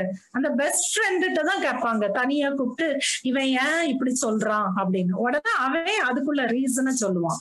அப்ப எப்படி அவங்க பெஸ்ட் ஃப்ரெண்டா இருக்காங்க? அப்ப இவன் ஒருத்தர் தன்னுடைய உள்ளத்துல உள்ள எல்லாத்தையும் அடுத்தவர்கிட்ட சொல்றதுனால, எல்லாம் ஷேர் பண்றதுனால. அதே போலதான் திருமண உறவுல இங்க பாருங்க, நைட்டு எல்லா வேலையும் முடிச்சுட்டு சேர்ந்து உட்கார்ந்து காஃபியோ டீயோ குடிச்சிட்டு ஷேர் பண்றாங்க உங்களுடைய ட்ரீம்ஸ், பேஷன்ஸ். அது மாத்திரம் இல்ல, உங்களுடைய ஃபியர்ஸ், ஆங்ஸைட்டிஸ், உங்களுக்கு ஆபீஸ்ல உள்ள ஸ்ட்ரெஸ், வேலையில ஒரு இன்செக்யூரிட்டி இருக்கலாம், அதை கூட நீங்க ஷேர் பண்ணணும். ஷேர் பண்ணும்போது போது ஆட்டோமேட்டிக்கா அந்த ஃப்ரெண்ட்ஷிப் டெவலப் ஆகும். ஃப்ரெண்ட்ஷிப்புக்கு பேசிக் வந்து கம்யூனிகேஷன் தான். சின்ன வயசுல சேர்ந்து படிச்சிருப்பாங்க, அப்புறம் ஒருத்தர் அமெரிக்கால இருப்பாரு, ஒருத்தர் இந்தியால இருப்பாரு, ஆனா இன்னுமே ஃப்ரெண்ட்ஸா இருப்பாங்க. எப்படி எல்லாம் அவங்களுடைய வாழ்க்கையில நடக்க எல்லாம் அவங்க அப்டேட் பண்ணுவாங்க அவங்ககிட்ட. அந்த அப்போ அந்த கம்யூனிகேஷன் வந்து ரொம்ப முக்கியம். ஒரு மேரேஜ் வந்து கீழே போக ஆரம்பிக்குன்றதுக்கு என்ன அடையாளம் தெரியுமா? நீங்க பேசுறத நிறுத்தினாதான். ஒரு சென்சஸ்ல சொல்லுவாங்க, நிறைய கப்பிள்ஸ் வந்து இப்போ டைவர்ஸ் ஆயிருது, நிறைய கப்பிள்ஸ் வந்து சேர்ந்து இருக்காங்களாம், ஆனா ஒருத்தருக்கு ஒருத்தர் பேசுறது கிடையாது. பாருங்க, அப்போ மனசளவுல பிரிந்து போன ஒரு வாழ்க்கை வாழ்ந்துட்டு இருக்காங்க. இப்ப இது வரக்கூடாதுன்னா நீங்க பேசுறத விடவே கூடாது. கூடுமான வரை 2 பேரும் ஒரே டைம் பெட்டுக்கு படுக்க போகணும். ஹஸ்பண்ட் ஏர்லியா போயிட்டு ஒய்ஃப் பிந்தி போய் அதுக்கு முந்தி ஹஸ்பண்ட் தூங்கி, அப்போ உங்களுக்குள்ள அந்த ஈவினிங் டைம்ஸ் தான் usually most pleasant times, evening night times. அப்போ வந்து நீங்க பேசணும், கம்யூனிகேட் பண்ணணும், ஒருத்தருடைய ஹார்ட் அடுத்தவங்களுக்கு ஷேர் பண்ணணும். இது வந்து ஒரு க்ளோஸ் ஃப்ரெண்ட்ஷிப்பா உங்களுக்குள்ள உண்டாக்கும். கடைசியா the dreaded D word. D word என்னது? டைவர்ஸ். இந்த வேர்ட வீட்டுல சும்மா விளையாட்டுக்கு கூட தயவு செய்து சொல்லாதீங்க. ஏன்னா பைபிள் படி ஆண்டவர் சந்நிதியில இணைக்கப்பட்டீங்க, கடைசி வரை நீங்க சேர்ந்து வாழ்வதற்கு கமிட் பண்ணிருக்கீங்க. அப்போ இந்த வார்த்தை வந்து தேவையில்லாத வார்த்தை. நிறைய பேர் அடிக்கடி சொல்றது, நீ இப்படியே பண்ணிட்டு இருந்தீங்கன்னா கடைசியில இது டைவர்ஸ்ல தான் போய் முடியும், நீங்க இப்படியே போயிட்டு இருந்தா எனக்கு வேற வழி இல்ல, டைவர்ஸ் தான். இப்போ பைபிள்ல இருக்குல்ல, ஜீவனும் மரணமும் நாவின் அதிகாரத்துல இருக்கு. திருப்பி திருப்பி நான் உன்னை டைவர்ஸ் பண்ணிடுவேன், நான் உங்களை டைவர்ஸ் பண்ணிடுவேன்னு சொல்லிட்டே இருந்தா அந்த திருமணம் கடைசியில டைவர்ஸ்ல தான் முடியும். அதனால தயவு செய்து இந்த வார்த்தைய சும்மா ஜஸ்டுக்காக கூட வீட்டுல உபயோகிக்காங்க. இன்னொன்னு வந்து, ஒரு உங்களுக்கு ஹேண்டில் பண்ண முடியாத பெரிய ப்ராப்ளம் இருக்குமேங்களா. ஆக்சுவலி ப்ராப்ளம்ஸ் வந்தா நீங்க ஃபர்ஸ்ட் என்ன செய்யணும்? ஜெபிக்கணும். ஜபம், ஃபாஸ்டிங் ப்ரேயர். ப்ரேயர் பண்ணி விடுதலை பெற முடியாத காரியமே கிடையாது. சரி, உங்களை மீறின ஒரு காரியம், ஃபார் எக்ஸாம்பிள் ஹஸ்பண்ட் ஆல்கஹாலிக்கா இருக்காரு, போட்டு கண்ணு மண்ணு தெரியாம அடிக்காரு, அப்படி இல்லைன்னா ஒய்ஃபுக்கு வேற ஒரு தவறான உறவு இருக்கு, அல்லது ஒய்ஃப் வாயில வர்ற வார்த்தை வந்து மனுஷன் கேட்க முடியாது, தூக்கு போட்டுட்டு தான் சாகணும், அந்த அளவுக்கு கொடுமையான வார்த்தைகள், கடுமையான வார்த்தைகள் எப்பவும். அது சிலருக்கு, ஒரு பெண்களுக்கு இது வந்து ஒரு கோளாறு. ஹஸ்பண்ட்ஸ் அடிக்காங்க பாத்தீங்களா, அத மாதிரி ஒய்ஃப்ஸ் வார்த்தையால அடிப்பாங்க. இன்னும் சிலர் வந்து அடிச்ச அளவுக்கு தூண்டி விட்டுருவாங்க. இதெல்லாம் பண்ணக்கூடாது. ஹஸ்பண்ட்ஸ் அடிக்கிறது பெரிய தப்பு. ஒய்ஃப்ஸ் இந்த மாதிரி அசிங்கமா அருவருப்பா கேட்க காதுல ஈயத்தை காய்ச்சி ஊத்துற போல பேசுறதும் பெரிய தப்பு. இது வெர்பல் அபியூஸ், அது பிசிக்கல் அபியூஸ். இப்படிப்பட்ட காரியங்கள் இருக்குன்னா நல்ல கிறிஸ்டியன் கவுன்சிலர்ஸ் இருக்காங்க. நம்ம ஷாலோம்ல கவுன்சிலிங் உண்டு. அந்த மாதிரி கவுன்சிலிங்க்கு நீங்க போலாம். அதுல ஒரு வெக்கம் கிடையாது. உங்க திருமணத்தை காப்பாற்ற நீங்க என்னெல்லாம் முயற்சிகள் எடுக்கணுமோ அதெல்லாம் எடுக்கலாம். கர்த்தர் இணைத்தத மனுஷன் பிரிக்கவே கூடாது. ஒரே ஒரு வசனம் நான் உங்களுக்கு சொல்றேன். நீங்க கொலோசையர் 3:23 வரும். நீங்க எதை செய்தாலும் அத மனுஷனுக்குன்னு செய்யாம ஆண்டவருக்குன்னு செய்யுங்க. அப்போ ஆண்டவர் உங்களுக்கு பலன் கொடுப்பாரு.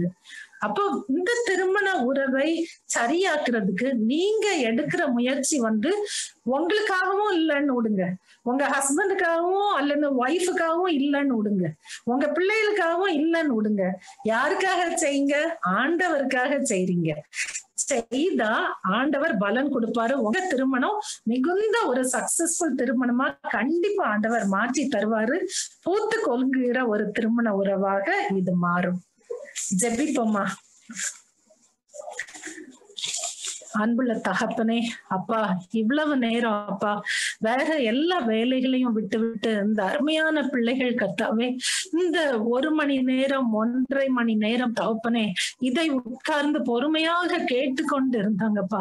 அதுவே தகப்பனே ஒரு அடையாளம். அவங்களுடைய திருமண வாழ்க்கை எப்படி அழகானதாக மாற்ற வேண்டும். அந்த ஏதேன் தோட்டத்திலே ஆதாம் ஏவாளை உருவாக்கி கர்த்தர் ஒரு திருமண வாழ்க்கையை அவங்களுக்கு கொடுத்தீங்களே, அத போல ஒரு ஒரு குட்டி பரலோகமா என் வாழ்க்கையும் மாறணும் ஆண்டவரே என்கிற முயற்சிக்கு ஒரு ஸ்டெப் அப்ப ஃபர்ஸ்ட் ஸ்டெப் அவங்க எடுத்து வச்சிருக்காங்க கத்தாவே.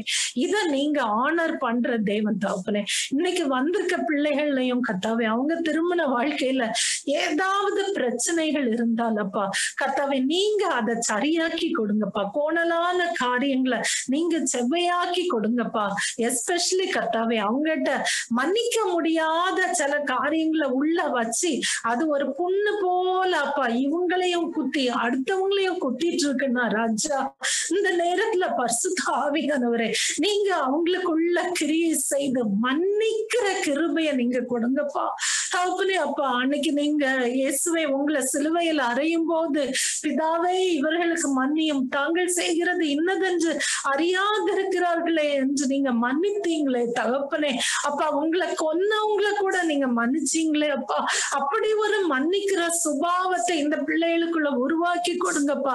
கடந்த கால தவறுகள் அப்பா அந்த பிள்ளைகளுடைய வாழ்க்கையை அழித்து போடாதபடி தகப்பனே ஒரு கரையானை போல அதை திஞ்சு போடாதபடிக்கப்பா இந்த நேரத்துல ராஜா அவங்க அதை விட்டு விடத்தக்கதாக கத்தாவே நீங்க கிரியை செய்ய வேணுமாறு ஜெபிக்கிறோம்ப்பா. இன்னும் தகப்பனே சின்ன சின்ன தவறுகளையும் பெரிதாக்கி கொண்டிருக்கிற ஒரு குணம் இருக்குமானால் அதை விட்டுவிட கிருபை பாராட்டுங்க தகப்பனே. இன்னும் அப்பா தங்களுடைய பெற்றோரோடு சேர்ந்து கொண்டு இந்த திருமண வாழ்க்கைக்குள்ள குழப்பங்களை யாராவது உண்டாக்கி கொண்டிருந்தால் அவங்க மனம் திரும்ப கர்த்தர் உதவி செய்யுங்க தகப்பனே.